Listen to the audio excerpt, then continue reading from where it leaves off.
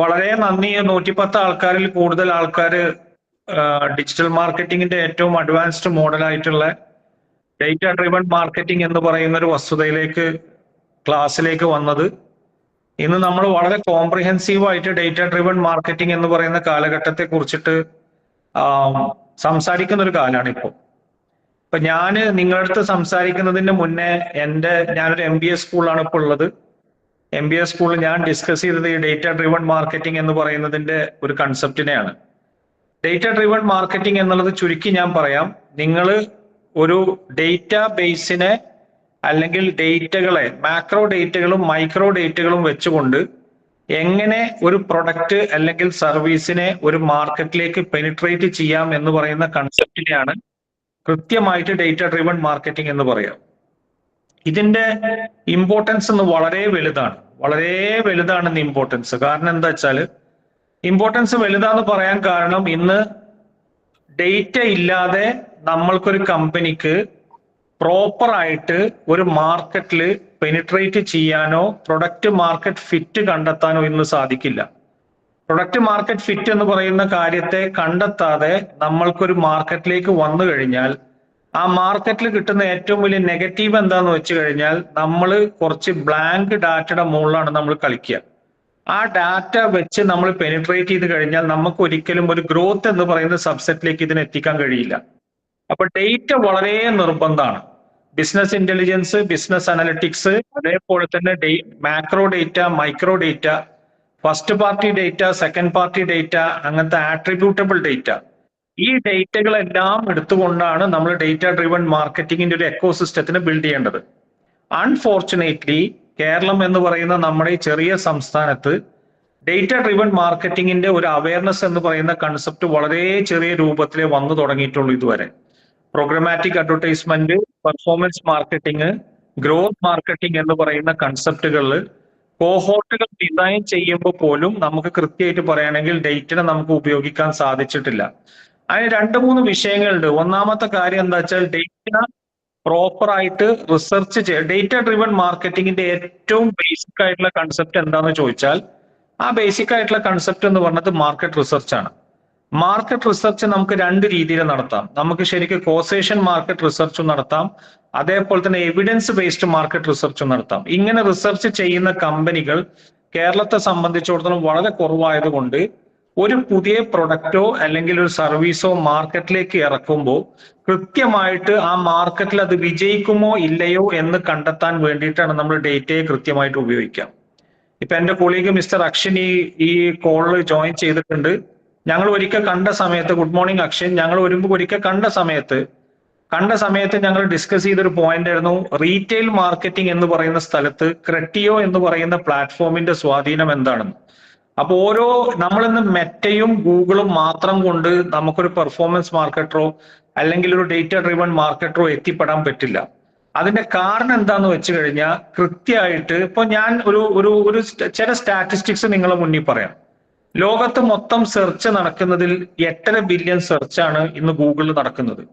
8.5 billion search ഗൂഗിളിൽ നടക്കുന്ന സമയത്ത് തന്നെ ഏകദേശം 5 ബില്യൺ സെർച്ചിന്റെ അടുത്തുനിന്ന് സെർച്ച് ChatGPT നടക്കുന്നുണ്ട്. 2 ബില്യൺ സെർച്ച് നമ്മുടെ ഇവിടെ നടക്കുന്നുണ്ട്, എന്താ പറയാ, ടിക്ടോക്കിൽ നടക്കുന്നുണ്ട് 2.5 ബില്യണോളം സെർച്ച്. അതേപോലെ തന്നെ ഇൻസ്റ്റാഗ്രാമിൽ 2.5 ബില്യണോളം സെർച്ച് നടക്കുന്നുണ്ട്. പിൻട്രസ്റ്റിൽ മാത്രം ഇന്ന് ലോകത്ത് 2 ബില്യണോളം സെർച്ച് പെർ ഡേ നടക്കുന്നുണ്ട്. പക്ഷേ ഈ പറയുന്ന പ്ലാറ്റ്ഫോമുകൾ മാറ്റി നിർത്തിയാൽ തന്നെ ലോകത്ത് വലിയ തോതിലുള്ള ഇൻഫോർമേഷൻസ് ഡിസ്പ്ലേ ചെയ്യുന്ന സ്ഥലങ്ങൾ ഈ പറയുന്ന പ്ലാറ്റ്ഫോം അല്ലാത്ത സ്ഥലങ്ങളിലും അത് ഡിസ്പ്ലേ ചെയ്യുന്നുണ്ട്. അപ്പൊ നമ്മളെ കസ്റ്റമറെ, ഏത് തരം കസ്റ്റമർ, അൺഅവെയർ കസ്റ്റമറോ അല്ലെങ്കിൽ ഒരു പ്രോബ്ലം അവെയർ കസ്റ്റമറോ, ഇദ്ദേഹം എവിടെയാണെന്ന് കണ്ടെത്തി ആ കണ്ടെത്തിയ വ്യക്തിക്ക് കൃത്യമായിട്ട് എവിടെയാണ് ഇയാളെ പിൻ പോയിന്റ് ചെയ്ത് ടാർഗറ്റ് ചെയ്യേണ്ടത്, ഏത് കാറ്റഗറിയിലാണ്, ഏത് നീഷിലാണ്, ഏത് ടൈമിലാണ്, ഏത് പ്രൊഡക്റ്റിനെയാണ് ഇദ്ദേഹത്തിന് മാർക്കറ്റ് ചെയ്ത് കൊടുക്കേണ്ടതെന്ന് കൃത്യമായിട്ട് മനസ്സിലാക്കാൻ ഇന്ന് ലോകത്ത് ഒരൊറ്റ സിസ്റ്റമേ ഉള്ളൂ. അല്ലെങ്കിൽ ലോകത്ത് ഏത് കാലത്തും ഒരു സിസ്റ്റമേ ഉള്ളൂ. പക്ഷെ അതിന്റെ ഇമ്പോർട്ടൻസ് ഇന്ന് വളരെ വർദ്ധിച്ചൊരു കാലഘട്ടമാണ്. ആ കാലഘട്ടം എന്ന് പറഞ്ഞത് ഇന്നാണ്. And that's called data driven marketing. ഇനി ഒരു സാധാരണക്കാരന്റെ ഭാഷ പറഞ്ഞ ഡേറ്റ ഡ്രിവൺ മാർക്കറ്റിംഗ് എന്താണെന്നുള്ളത് ചെറിയ രൂപത്തിൽ നമുക്കൊന്ന് സംസാരിക്കാം. ഡേറ്റ ഡ്രിവൺ മാർക്കറ്റിംഗ് എന്ന് വെച്ച് കഴിഞ്ഞാൽ ഇന്ന് നമുക്ക് ഒരു കസ്റ്റമറെ ക്യാച്ച് ചെയ്യാൻ അനവധി ടച്ച് പോയിന്റുകൾ ഉണ്ട്. നമുക്ക് ഒരുപാട് ടച്ച് പോയിന്റ്. പണ്ടെന്ന് പറഞ്ഞാൽ എന്താണ്, നമുക്കൊരു വെബ്സൈറ്റ് ഉണ്ടാവും, ഒരു ഫേസ്ബുക്ക് പേജ് ഉണ്ടാവും, അല്ലെങ്കിൽ നമ്മൾ മാക്സിമം പോയാൽ ഒരു ഇമെയിൽ മാർക്കറ്റിംഗ് നടത്തും. ഇന്ന് അതല്ല. ഇന്ന് ഓഫ്ലൈൻ കൺവേർഷൻ മുതൽ ഓൺലൈനിൽ തന്നെ അനവധി ടച്ച് പോയിന്റുകളാണ് ഒരു കൺസ്യൂമറിന്റെ മുന്നിൽ വരുന്നത്. ആ അനവധി ടച്ച് പോയിന്റുകളിൽ ഏത് ടച്ച് പോയിന്റിൽ വന്നിട്ടാണ് ഈ കസ്റ്റമറിനെ അവെയർ ചെയ്യാനോ, കസ്റ്റമറിനെ കൺവെർസേഷൻ നടത്താനോ, കസ്റ്റമറെ കൺവെർസേഷനിലൂടെ സെയിലിലേക്ക് എത്തിക്കാനോ സാധിക്കുക എന്ന് പറയുന്ന വസ്തുതനെ കൃത്യമായിട്ട് പഠിക്കണമെന്നുണ്ടെങ്കിൽ നമുക്ക് ഇന്ന് അൺസ്ട്രക്ചേർഡ് ഡേറ്റ, കോടാനക്കോടി ഡേറ്റ നമ്മുടെ കയ്യിലുണ്ട്. ആ കോടാനക്കോടി ഡേറ്റ എന്ന് പറഞ്ഞത് എന്താന്ന് വെച്ചാൽ, നമുക്ക് ബിഗ് ഡേറ്റ എന്ന് പറയുന്ന ഒരു എക്കോസിസ്റ്റം ബിൽഡ് ചെയ്ത സമയത്ത് ഏത് ടച്ച് പോയിന്റുകളിലും വരുന്ന അൺസ്ട്രക്ചേർഡ് ഡേറ്റകളെ കൃത്യമായിട്ട് പറയുകയാണെങ്കിൽ ഒരു സ്ട്രക്ചേർഡ് ഡേറ്റ ആയിട്ട്, ആ സ്ട്രക്ചേർഡ് ഡേറ്റയിൽ നിന്ന് നമുക്ക് വേറെ അനാലിസിസിനെ വർക്ക്ഔട്ട് ചെയ്ത്, ആ അനാലിസിസിനെ വർക്ക്ഔട്ട് ചെയ്തിട്ട് ആ അനാലിസിസിൽ നിന്ന് നമുക്ക് എങ്ങനെ ഇൻസൈറ്റ് കിട്ടും എന്ന് പറഞ്ഞ പോയിന്റിനെയാണ് നമ്മൾ ചിന്തിച്ചു വെക്കേണ്ടത്. അപ്പൊ അവിടെ ഇന്ന് UAE തന്നെ ഏറ്റവും പ്രശസ്തമായ ഒരു ഏജൻസി, ഒരു മാർക്കറ്റിംഗ് റിസർച്ച് ഫേമിൽ നിന്ന് അവാർഡ് കിട്ടിയിട്ടുള്ള മിസ്റ്റർ ഷംസ് ബോൻസായി ആണെന്ന് നിങ്ങൾക്ക് ക്ലാസ് എടുക്കാൻ പോകുന്നത്. ഷംസ് ബോൻസായി എന്നും ഞാനും തമ്മിൽ പരിചയപ്പെട്ടിട്ട് ഏകദേശം 1 വർഷത്തെ പരിചയമാണ് ഞങ്ങളുള്ളതെങ്കിൽ പോലും ഞങ്ങൾ ഏകദേശം ഒരു ദിവസത്തിൽ ചുരുങ്ങിയത് ഒരു 2 അല്ലെങ്കിൽ ഒരു 3 പ്രാവശ്യമെങ്കിലും ഏതെങ്കിലും ഒരു കൺസെപ്റ്റിനെ കുറിച്ച് ഞങ്ങൾ സംസാരിക്കാറ് മെയിൻ ആയിട്ട് എന്താ വെച്ചാൽ പ്രോഗ്രമാറ്റിക് അഡ്വർടൈസ്മെന്റ്, അതേപോലെ പ്രോഗ്രമാറ്റിക് എക്കോസിസ്റ്റം, അതേപോലെ തന്നെ എന്താണ് ഈ പ്രോഗ്രമാറ്റിക് എക്കോസിസ്റ്റം വെച്ചിട്ട് കൃത്യമായിട്ട് നമ്മളെ കസ്റ്റമറിനെ പിൻ പോയിന്റ് ചെയ്ത് കൊടുക്കാൻ പറ്റും, ഏതൊക്കെ തരത്തിലുള്ള ക്യാമ്പയിൻസ് നമുക്ക് റൺ ചെയ്യാൻ പറ്റും, ഏതൊക്കെയാണ് ലോകത്തുള്ള സപ്ലൈ സൈഡിലുള്ള പ്ലാറ്റ്ഫോംസുകൾ, ഏതൊക്കെയാണ് ഡിമാൻഡ് സൈഡിലുള്ള പ്ലാറ്റ്ഫോംസുകൾ, എങ്ങനെയാണ് ഡേറ്റ ഡ്രിവൺ മാർക്കറ്റിംഗ് എന്ന് പറഞ്ഞ കൺസെപ്റ്റിനെ പെർഫോമൻസ് മാർക്കറ്റിംഗ് എന്ന് പറയുന്ന ഐഡിയോളജിനായിട്ട് ക്ലബ് ചെയ്യാൻ പറ്റുക, എങ്ങനെയാണ് നല്ലൊരു കോഹോർട്ടുകളെ നമുക്ക് സെലക്ട് ചെയ്യാൻ പറ്റുക, എങ്ങനെയാണ് നമുക്ക് മാർക്കറ്റ് അനാലിസിസിനെ കറക്റ്റ് ആയിട്ട് നടത്താൻ പറ്റുക, എങ്ങനെയാണ് ആട്രിബ്യൂഷൻ മോഡലുകളെ നമുക്ക് ഡിസൈൻ ചെയ്യാൻ പറ്റും, മൊബൈൽ ആട്രിബ്യൂഷൻസും ഡെസ്ക്ടോപ്പ് ആട്രിബ്യൂഷൻസും തമ്മിലുള്ള വ്യത്യാസത്തെ കൃത്യമായിട്ട് നമുക്ക് എങ്ങനെ പഠിക്കാൻ കഴിയും. ഇത്രയും കാര്യങ്ങളെ കുറിച്ച് ഞങ്ങൾ വളരെ വിപുലമായ രീതിയിൽ ഡിസ്കസ് ചെയ്യാറുണ്ട്. അങ്ങനെ ഡിസ്കസ് ചെയ്യുകയും നമ്മുടെ ശ്യാം സാർ എന്ന ഗ്രൂപ്പിലുണ്ട്, അദ്ദേഹം തുടങ്ങി വെച്ച ഡിജിറ്റൽ മാർക്കറ്റിംഗ് ഹബ്ബ് എന്ന് പറയുന്ന ഗ്രൂപ്പിലും, ഞാൻ തുടങ്ങി വെച്ച ഡിജിറ്റൽ ബൈറ്റ്സ് എന്ന് പറയുന്ന ഗ്രൂപ്പിലും, സൺഡേ ചർച്ചകളിലും, അതേപോലെ തന്നെ ഡിസ്കഷനുകളിലും, 10,000-കണക്കിന് ഡിസ്കഷനുകളിലും ഞങ്ങൾ ഏറ്റവും മുൻപന്തിയിൽ കൊണ്ടുവന്ന് പറഞ്ഞ ഒരു വാക്കാണ് ഡേറ്റ ഡ്രിവൺ മാർക്കറ്റിംഗ് എന്ന് പറഞ്ഞത്. അപ്പൊ ഞങ്ങളെ സംബന്ധിച്ചിടത്തോളം ഞങ്ങൾക്ക് ഇങ്ങനെ തോന്നി, why not we bring a workshop to the Indian market or rather Kerala market. ഞങ്ങൾ ആദ്യം ചിന്തിച്ചത് ഇംഗ്ലീഷിൽ കൊണ്ടുവരണം എന്നാണ്. കാരണം ഞാൻ റിസർച്ച് ചെയ്തോടത്തോളം എൻ്റെ ഒരു പ്രിലിമിനറി റിസർച്ച് പ്രകാരം ഇന്ത്യ എന്ന് പറയുന്ന രാജ്യത്ത് പോലും ഡേറ്റ ഡ്രിവൺ മാർക്കറ്റിംഗ് എന്ന് പറഞ്ഞ കൺസെപ്റ്റിനെ കൃത്യമായിട്ട് അവതരിപ്പിച്ചു കൊടുക്കുന്ന ആൾക്കാർ വളരെ കുറവാണ്. ഇന്ത്യയുടെ ഡേറ്റ എന്ന് പറഞ്ഞാൽ ഇന്ത്യ ഒരു ദിവസം പ്രൊഡ്യൂസ് ചെയ്യുന്ന ഡേറ്റ എന്നുള്ളത് ഏകദേശം 8.5 ബില്യൺ ടച്ച് പോയിന്റുകളെയാണ് ഇന്ത്യ ഒരു ദിവസത്തിൽ ഇന്ത്യയിൽ പ്രൊഡ്യൂസ് ചെയ്യുന്ന ഡേറ്റ എന്ന് പറയുന്നത് ഏകദേശം 8.5 ടച്ച് പോയിന്റുകളാണ്. ഈ 8.5 ടച്ച് പോയിന്റുകൾ ഉള്ള ഈ ഒരു രാജ്യത്ത് ഡേറ്റ ഡ്രിവൺ മാർക്കറ്റിംഗ് എന്ന് പറഞ്ഞ കൺസെപ്റ്റിനെ കൃത്യമായിട്ട് പ്രതിപാദിക്കുന്ന ആൾക്കാർ ഇന്ന് ഇന്ത്യയിൽ ലൈം ലൈറ്റിലേക്ക് ഇല്ല. ഇന്ത്യ വളരെ എഫിഷ്യന്റ് ആയിട്ടുള്ള ഡേറ്റ ഡ്രിവൺ മാർക്കറ്റിംഗ് എന്ന് നമ്മൾ പഠിച്ചുകൊണ്ടിരിക്കുന്ന, ഇന്ന് നമ്മൾ ഇംപ്ലിമെന്റ് ചെയ്യുന്ന ഒരു രാജ്യമാണ്. ഫോർ എക്സാമ്പിൾ പറഞ്ഞാൽ നമ്മൾ ആധാർ കാർഡ് തന്നെ അതിന്റെ ഏറ്റവും വലിയ ഒരു എക്സാമ്പിൾ ആണ്. ഇപ്പോ ലിങ്ക്ഡ്ഇൻ എന്ന് പറയുന്ന ഒരു പ്ലാറ്റ്ഫോം മാത്രം ആധാർ കാർഡ് വെച്ചിട്ട് വരെ വെരിഫൈ ചെയ്യാൻ വേണ്ടി നിർബന്ധിച്ച് നമ്മളിരിക്കുന്നതിന്റെ പ്രധാനപ്പെട്ട പോയിന്റ് എന്താന്ന് വെച്ചാൽ, സിമ്പിൾ ആയിട്ട് പറഞ്ഞാൽ ഡേറ്റ കൊണ്ട് വെച്ച് മാത്രമേ ഒരു മനുഷ്യന്റെ ചില ക്യാരക്ടറിസ്റ്റിക്സ് പഠിക്കാനുണ്ട്. ഡേറ്റ വെച്ച് നമുക്ക് പഠിക്കില്ല. ഇപ്പൊ ഒരു ഫേസ്ബുക്കിന്റെ ആഡ്സ് മാനേജറിനൊക്കെ പോയി കഴിഞ്ഞാൽ എന്തിനാണ് നമ്മൾ അവയർനെസ് ക്യാമ്പയിൻ ചെയ്യുന്നത്, എന്തിനാണ് നമ്മൾ ട്രാഫിക് ക്യാമ്പയിൻ ചെയ്യുന്നത്, എന്തിനാണ് നമ്മൾ സെയിൽസ് ക്യാമ്പയിൻ ചെയ്യുന്നത്, ഏത് ഘട്ടത്തിലാണ് നമ്മളിത് ചെയ്യേണ്ടത്, ഇതൊക്കെ നമ്മൾ പഠിക്കുന്നത് ഡേറ്റ വെച്ചിട്ടാണ്. ഡേറ്റയുടെ പ്രാഥമികമായ അടിസ്ഥാനം എന്ന് വെച്ചാൽ ഇൻസൈറ്റ് ആണ്. നമുക്ക് ആ ഇൻസൈറ്റ് കിട്ടിയാൽ മാത്രമേ എന്തിനാണ് നമ്മളിത് ചെയ്യുന്നതെന്ന് കൃത്യമായിട്ട് നമുക്ക് മനസ്സിലാക്കാൻ കഴിയുള്ളൂ. എന്തിനാണ് ചെയ്യുന്നതെന്ന് കൃത്യമായി മനസ്സിലാക്കി കഴിഞ്ഞാൽ മാത്രമേ നമുക്കത് ഇംപ്ലിമെന്റ് ചെയ്യുന്ന സമയത്ത് ഏറ്റവും മിനിമൽ എഫേർട്ട് കൊണ്ട്, അതാണ് നമ്മൾ അടിവരട്ട് പറയേണ്ടത്, ഏറ്റവും മിനിമൽ എഫേർട്ട് കൊണ്ട് ആ മിനിമൽ എഫേർട്ടിൽ നിന്ന് എങ്ങനെ നമ്മൾ മാക്സിമം ഔട്ട്പുട്ടിലേക്ക് എത്തിക്കുക എന്ന് പറയുന്ന സാധനം നമുക്ക് കിട്ടണമെങ്കിൽ ഡേറ്റ വേണം. അപ്പൊ നിങ്ങൾക്ക് വേണമെങ്കിൽ എന്നോടൊരു ചോദ്യം ചോദിക്കാം. സാർ ഇപ്പൊ കുറെ എക്സ്പ്ലെയിൻ ചെയ്ത് തുടങ്ങി, ഞങ്ങളൊരു ചെറിയ വ്യക്തികളെ സംബന്ധിച്ചിടത്തോളം, ചെറിയൊരു സ്ഥാപനം നടത്തുന്ന ഒരു വ്യക്തിനെ സംബന്ധിച്ചിടത്തോളം, ചെറിയ രീതിയിൽ മാത്രം അഡ്വർടൈസ്മെന്റും അല്ലെങ്കിൽ ഓർഗാനിക് റീച്ച് മാത്രം നടത്തുന്ന ഞങ്ങളെ സംബന്ധിച്ചിടത്തോളം ഞങ്ങൾക്ക് ഡേറ്റ ഡ്രിവൺ മാർക്കറ്റിംഗ് വേണോ എന്ന്, അല്ലെങ്കിൽ ഇങ്ങനത്തെ ഒരു വലിയ സംഭവത്തിലേക്ക് ഞങ്ങൾ എത്തിക്കണോ? ഞാൻ എൻ്റെ ഉത്തരം പറയാ, തീർച്ചയായിട്ടും വേണം. കാരണം എന്താ വെച്ചാൽ വളരെ സിമ്പിളാണ്. നിങ്ങൾ എല്ലാ കാലഘട്ടത്തിലും ചെറിയവനായിട്ടിരിക്കാൻ ആഗ്രഹിക്കുന്ന വ്യക്തികളല്ല. നിങ്ങൾക്കും രണ്ട് വിഷയങ്ങൾ ബിസിനസ്സിൽ വേണം. ഒന്നാമത്തെ വിഷയം എന്ന് വെച്ചാൽ what are the areas where I can penetrate and where I can grow. രണ്ടാമത്തെ കാര്യം എന്താ വെച്ചാൽ how can I play with the competitor. ഈ രണ്ട് കാര്യം നമ്മൾ മനസ്സിലാക്കണമെന്നുണ്ടെങ്കിൽ 100% നമുക്ക് ഡേറ്റ ഡ്രിവൺ മാർക്കറ്റിംഗ് എന്ന് പറഞ്ഞ കൺസെപ്റ്റിനെ കൃത്യമായിട്ട് ഉപയോഗിക്കാൻ സാധിച്ചാൽ മാത്രമേ നമുക്ക് അതിന്റെ റിസൾട്ടിലേക്ക് നമുക്ക് എത്തിപ്പെടാൻ പറ്റുള്ളൂ. അപ്പോ my dear fellow people, around 135 members who have painstakingly taken 135 അല്ലെന്ന് കൂടിക്കൊണ്ടിരിക്കുന്നു. painstakingly have taken the effort to join the workshop. Let me welcome you all to the group. Let me welcome you to the world of data driven marketing. Let me welcome to the world of efficient marketing. Let me welcome to the world where you can get data which can bring value. നിങ്ങൾക്ക് വേണ്ടിയത് ഒരൊറ്റ വിഷയമാണ്, മൂല്യം എന്ന് പറഞ്ഞ സാധനമാണ്. മൂല്യം കിട്ടണമെന്നുണ്ടെങ്കിൽ നമ്മൾ കളിക്കുന്ന ഗ്രൗണ്ട് അറിയണം. ഒരു എക്സാമ്പിൾ ഞങ്ങളോട് പറഞ്ഞുതരാം. ഒരു ചെറിയ തമാശക്കുള്ള നിങ്ങൾക്ക് കാര്യം ബോധ്യം കിട്ടാൻ വേണ്ടിയിട്ട് ഒരു എക്സാമ്പിൾ പറഞ്ഞുതരാം. വേൾഡ് കപ്പിൽ, നമ്മളെ ഫുട്ബോളിന്റെ വേൾഡ് കപ്പിൽ 2010 മുതലുള്ള വേൾഡ് കപ്പുകളിൽ പെനാൾട്ടികളെ പിന്നെ റൊണാൾഡോ അടിക്കുന്ന ഒരു ഇതുണ്ടല്ലോ, എന്തായാലും പറയാ, ആൾക്കാരെ ഫ്രണ്ടിൽ നിർത്തിയിട്ട് ഒരു ഗോൾ അടിക്കുന്ന ഒരു പരിപാടി, പാരബോളിക് കിക്കിൽ എങ്ങനെ, ഹൈപ്പർബോളിക് കിക്കിൽ എങ്ങനെ, ഇതുവരെ പഠിക്കുന്ന കാലഘട്ടമാണ് ഇപ്പോൾ. എങ്ങനെ എഫിഷ്യന്റ് ആക്കാം, ഏത് ഒരു ഗ്രൗണ്ടിലേക്ക് ഇറങ്ങുന്ന സമയത്ത് ഈ വിൻഡ് എങ്ങനെ നമ്മളെ കളിനെ സഹായിക്കും, പരാജയപ്പെടുത്തും എന്ന കാര്യം വരെ പഠിക്കുന്ന ഈ ഒരു കാലഘട്ടത്തിൽ നമുക്ക് as A marketing people who are very serious in marketing, who are very efficient in marketing, who likes to be an efficient marketer at the long run.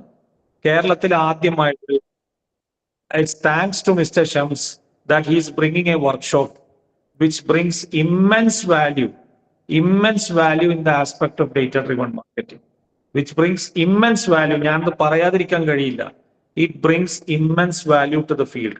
SEO-കാര് ഏറ്റവും കൂടുതൽ അഭിമാനിക്കേണ്ട, അല്ലെങ്കിൽ SEO-കാരെ സഹായം ഞങ്ങൾക്ക് ഇവിടെ വളരെ ഗൗരവത്തിൽ ആവശ്യമുള്ളതാണ്. കാരണം പെയ്ഡ് ആഡ്സ് കൊണ്ട് മാത്രമോ പ്രോഗ്രാമാറ്റിക് അഡ്വർടൈസ്മെന്റ് കൊണ്ട് മാത്രമോ നമുക്കൊരു കമ്പനിയെ സ്കെയിൽ ചെയ്യാൻ പറ്റില്ല.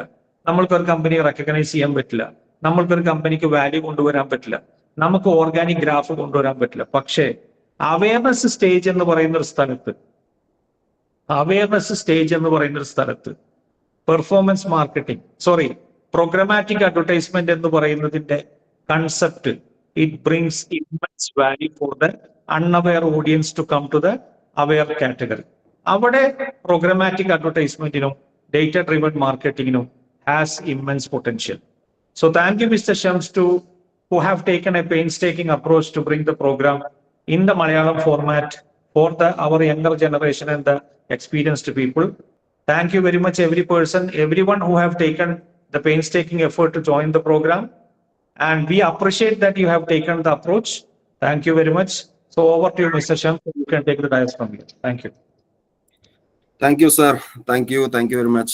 നമ്മുടെ ലാസ്റ്റ് മാസ്റ്റർ ക്ലാസ് കഴിഞ്ഞതിന്റെ ശേഷം ഒരുപാട് ആളുകൾ ചോദിച്ചിരുന്നു, നമുക്ക് ഡാറ്റ ഡ്രിവൺ പഠിക്കണം എന്നൊരു ആഗ്രഹമുണ്ട്, എന്തെങ്കിലും ചെയ്യാൻ പറ്റുമോ? പക്ഷെ ആ സമയത്ത് ഞാൻ വളരെ ബിസി ആയിരുന്നു, നിങ്ങൾക്ക് അറിയാലോ. ഇപ്പൊ ഫ്രീ ആയി. അപ്പോ ഇനി നമുക്ക് കുറച്ച് കാര്യങ്ങൾ കേരളത്തിന്റെ മാർക്കറ്റിംഗ് എക്കോസിസ്റ്റത്തിൽ ചെയ്യാനുണ്ട്. യെസ്. സോ എന്നെ പരിചയമില്ലാത്തവർക്ക് വേണ്ടി പരിചയപ്പെടുത്താണ്. എൻ്റെ പേര് ഷംസ് ബോൺസായി. 10 വർഷത്തോളമായി ഡിജിറ്റൽ മാർക്കറ്റിംഗ് ഫീൽഡിൽ വർക്ക് ചെയ്യുന്നു. സോഷ്യൽ മീഡിയ മാർക്കറ്ററായിട്ട്, പെർഫോമൻസ് മാർക്കറ്ററായിട്ട്, ഇപ്പോൾ ലാസ്റ്റ് 2 years ആയിട്ട് ഡാറ്റ ഡ്രിവൺ മാർക്കറ്ററായിട്ട് UAE 5 വർഷത്തോളമായി UAE ദുബായിൽ വർക്ക് ചെയ്യാണ്. ഇതുവരെ കമ്പനീസിലായിരുന്നു. ഇപ്പോൾ ലാസ്റ്റ് ഡിസംബർ മുതൽ ഫുൾ ടൈം മാർക്കറ്റിംഗ് കൺസൾട്ടന്റ് ആയിട്ടാണ് വർക്ക് ചെയ്യുന്നത്. So especially e-commerce and D2C and as an ad tech, programmatic marketing, data driven marketing ആണ് ഫോക്കസ് ചെയ്തുകൊണ്ടിരിക്കുന്നത്. Last year 2024 best data driven marketer of the year award in Dubai നേടാൻ കഴിഞ്ഞു. Thank you. So ഇതാണ് എൻ്റെ ഒരു self introduction. ബാക്കി നിങ്ങൾക്ക് വേണ്ടിയിട്ട് നീങ്ങാണ് നമ്മൾ കോഴ്സിലേക്ക്. സോ നമ്മൾ ഡാറ്റ ഡ്രിവൺ മാർക്കറ്റിംഗിന്റെ മുമ്പ് നമ്മൾ ഫസ്റ്റ് ആയിട്ട് ചെയ്യാൻ പോകുന്ന ഒരു കാര്യം എന്താണെന്ന് വെച്ചാൽ, ഫസ്റ്റ് ആയിട്ട് നമ്മൾ നോക്കാൻ പോകുന്ന ഒരു 5 മിനിറ്റ് നമ്മൾ മാർക്കറ്റിംഗിന്റെ ചെറിയൊരു ഹിസ്റ്ററി പറഞ്ഞിട്ട് തുടങ്ങാം എന്ന് വിചാരിക്കാം.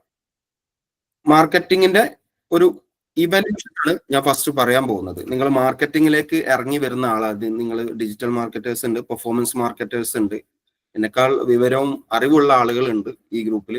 സോ അവർക്കെല്ലാം അറിയുന്ന കാര്യങ്ങളായിരിക്കും. എന്നാൽ ഒരു ക്ലാസ് തുടങ്ങാവുന്ന രീതിയിൽ ഞാൻ പറയണം. അഥവാ ഒരു മാർക്കറ്റിംഗിന്റെ എവല്യൂഷൻ എങ്ങനെ ആയിരിക്കും എന്നുള്ളത് നമ്മൾ ഇന്ന് ഫസ്റ്റ് ഒന്ന് പരിചയപ്പെടാൻ പോവാണ്. സോ ഹ്യൂമൻ എങ്ങനെയാണോ ഇവല്യൂഷനിലേക്ക് കടന്നു വന്നത്, എങ്ങനെയാണ് നമ്മൾ ഇവല്യൂട്ട് ചെയ്ത് വന്നത്, അതുപോലെ തന്നെയാണ് നമ്മുടെ ഒരു അഡ്വർടൈസിങ് അല്ലെങ്കിൽ മാർക്കറ്റിംഗിന്റെ ഒരു ഇവല്യൂഷൻ നടന്നിട്ടുള്ളത് ലോകത്ത്. അഥവാ നമുക്കറിയാം, ആദ്യത്തെ മാർക്കറ്റിങ്ങിനെ കുറിച്ച് നിങ്ങൾ ഹിസ്റ്ററീസ് പഠിച്ചിട്ടുണ്ടാവും. ഈജിപ്തില്, അതുപോലെ തന്നെ പുരാതന ഈജിപ്തിൽ എല്ലാം ഒരുപാട് സ്ഥലങ്ങളിൽ ഇതിന്റെ ഹിസ്റ്ററി പറയുന്നുണ്ട്.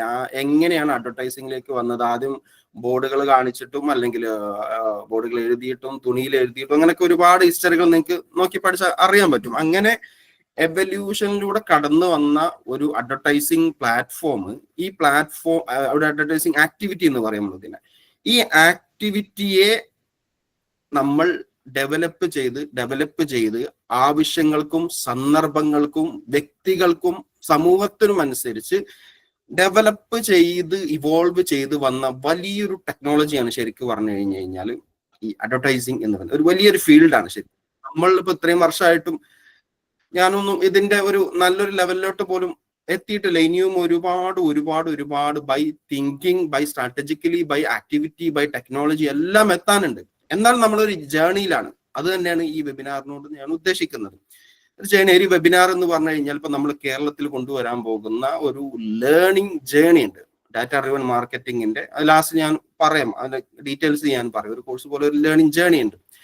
ആ ജേണിയിലോട്ടുള്ള ഒരു ഇൻഡക്ഷൻ പോലെയാണ് ഈ വെബിനാർ നടത്തുന്നത്. ഓക്കെ, അത് ആദ്യം നമ്മൾ പറഞ്ഞു വെക്കാന്നേ ഉള്ളൂ. ഓക്കെ, സോ എങ്ങനെയാണ് നമ്മളുടെ മാർക്കറ്റിംഗ് ഡെവലപ്പ് ചെയ്ത് വന്നത് എന്നുള്ളത് ആണ് നമ്മൾ ഫസ്റ്റ് നോക്കാൻ പോകുന്നത്. അപ്പൊ ആദ്യത്തിൽ നമ്മൾ ഇപ്പൊ കാണുന്നുണ്ടാവും, ഇപ്പൊ നമ്മളിവിടെ പേപ്പർ, ബിൽ ബോർഡ് ഇങ്ങനെ തുടങ്ങിയിട്ടുള്ള ട്രഡീഷണൽ മാർക്കറ്റിംഗ് എല്ലാം ആണ് ഈ ഒരു ഏരിയയിൽ. ഓക്കെ, നമ്മൾ ഫസ്റ്റ് ഇവോൾവ് ചെയ്തു വന്നൊരു സ്റ്റേജ്. ഈ സ്റ്റേജിനെ കുറിച്ച് നിങ്ങൾക്ക് ഡീറ്റെയിൽ ആയിട്ട് ഗൂഗിളിൽ നോക്കി പഠിച്ചെടുക്കുന്നത് നല്ലതാണ്. നമ്മൾ എത്ര വലിയൊരു ഇൻഡസ്ട്രിയിലാണ് അല്ലെങ്കിൽ എന്ത് ഡെപ്ത് ഉള്ള റൂട്ടുള്ള ഒരു ഇൻഡസ്ട്രിയിലാണ് നമ്മൾ വർക്ക് ചെയ്യുന്നത് എന്ന് നമുക്കറിയാൻ പറ്റും. ഓക്കെ, രണ്ടാമത്തെ നമ്മൾ പിന്നെ വന്നത് ഈ പത്രങ്ങളുടെ ഒരു എവല്യൂഷനിലോട്ടായിരുന്നു.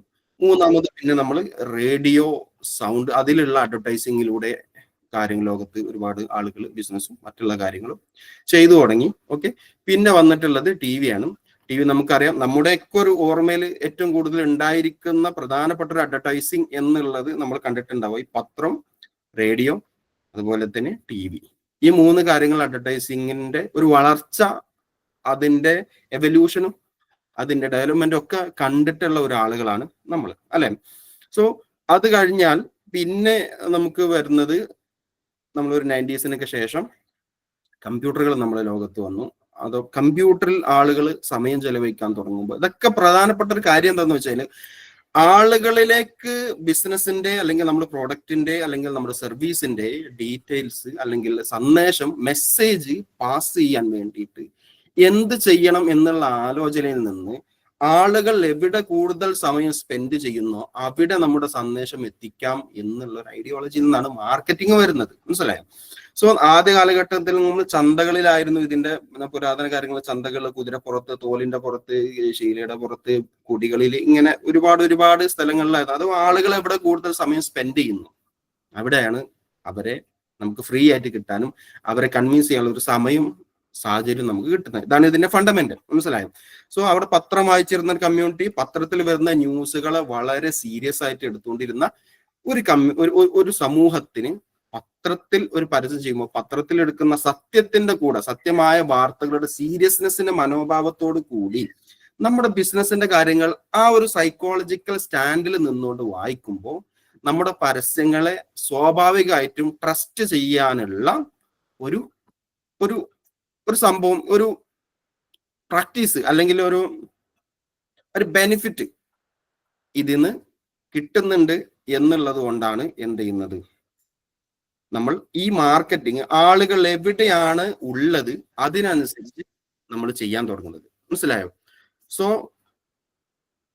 ഇങ്ങനെ തന്നെയാണ്. ഇപ്പോ ടി വി കണ്ടു, നമ്മൾ ടി വിയിൽ ആളുകൾ കൂടുതൽ സമയം സ്പെൻഡ് ചെയ്യാൻ തുടങ്ങിയ സമയത്ത് ടി വിയിലായിരുന്നു നമ്മൾ ഏറ്റവും കൂടുതൽ പരസ്യങ്ങൾ കണ്ടിരുന്നത്. കാരണം നമ്മൾ ഏറ്റവും കൂടുതൽ സമയം സ്പെൻഡ് ചെയ്തിരുന്നതും കണ്ണെടുക്കാതെ നോക്കിയിരുന്നതും ടി വിയിലോട്ടായിരുന്നു. അതുകൊണ്ട് ടി വിയിലേക്കുള്ള ആഡുകളുടെ ഒരു ഡെൻസിറ്റി കൂടി കൂടി വരികയായിരുന്നു. പിന്നെ നമ്മൾ കമ്പ്യൂട്ടറിലോട്ട് മാറി. പിന്നെ നമ്മൾ കമ്പ്യൂട്ടറിൽ ഏറ്റവും കൂടുതൽ സമയം സ്പെൻഡ് ചെയ്യുകയും, ഏറ്റവും പ്രധാനപ്പെട്ട നമ്മളുടെ ഫ്രീ ടൈം അല്ല കേട്ടോ, ഫ്രീ ടൈം അല്ല ഇതിന്റെ അടിസ്ഥാനം, നമ്മുടെ മനുഷ്യന്റെ ക്വാളിറ്റി ടൈം എവിടെ സ്പെൻഡ് ചെയ്യുന്നു എന്നുള്ളത് മനസ്സിലാക്കി അവിടെ എങ്ങനെ മാർക്കറ്റിംഗ് ചെയ്യാം, എങ്ങനെ അഡ്വർടൈസിങ് ചെയ്യാം എന്നുള്ള ചിന്തയിലൂടെയാണ് ഇത് ഇവോൾവ് ചെയ്ത് വരുന്നത്.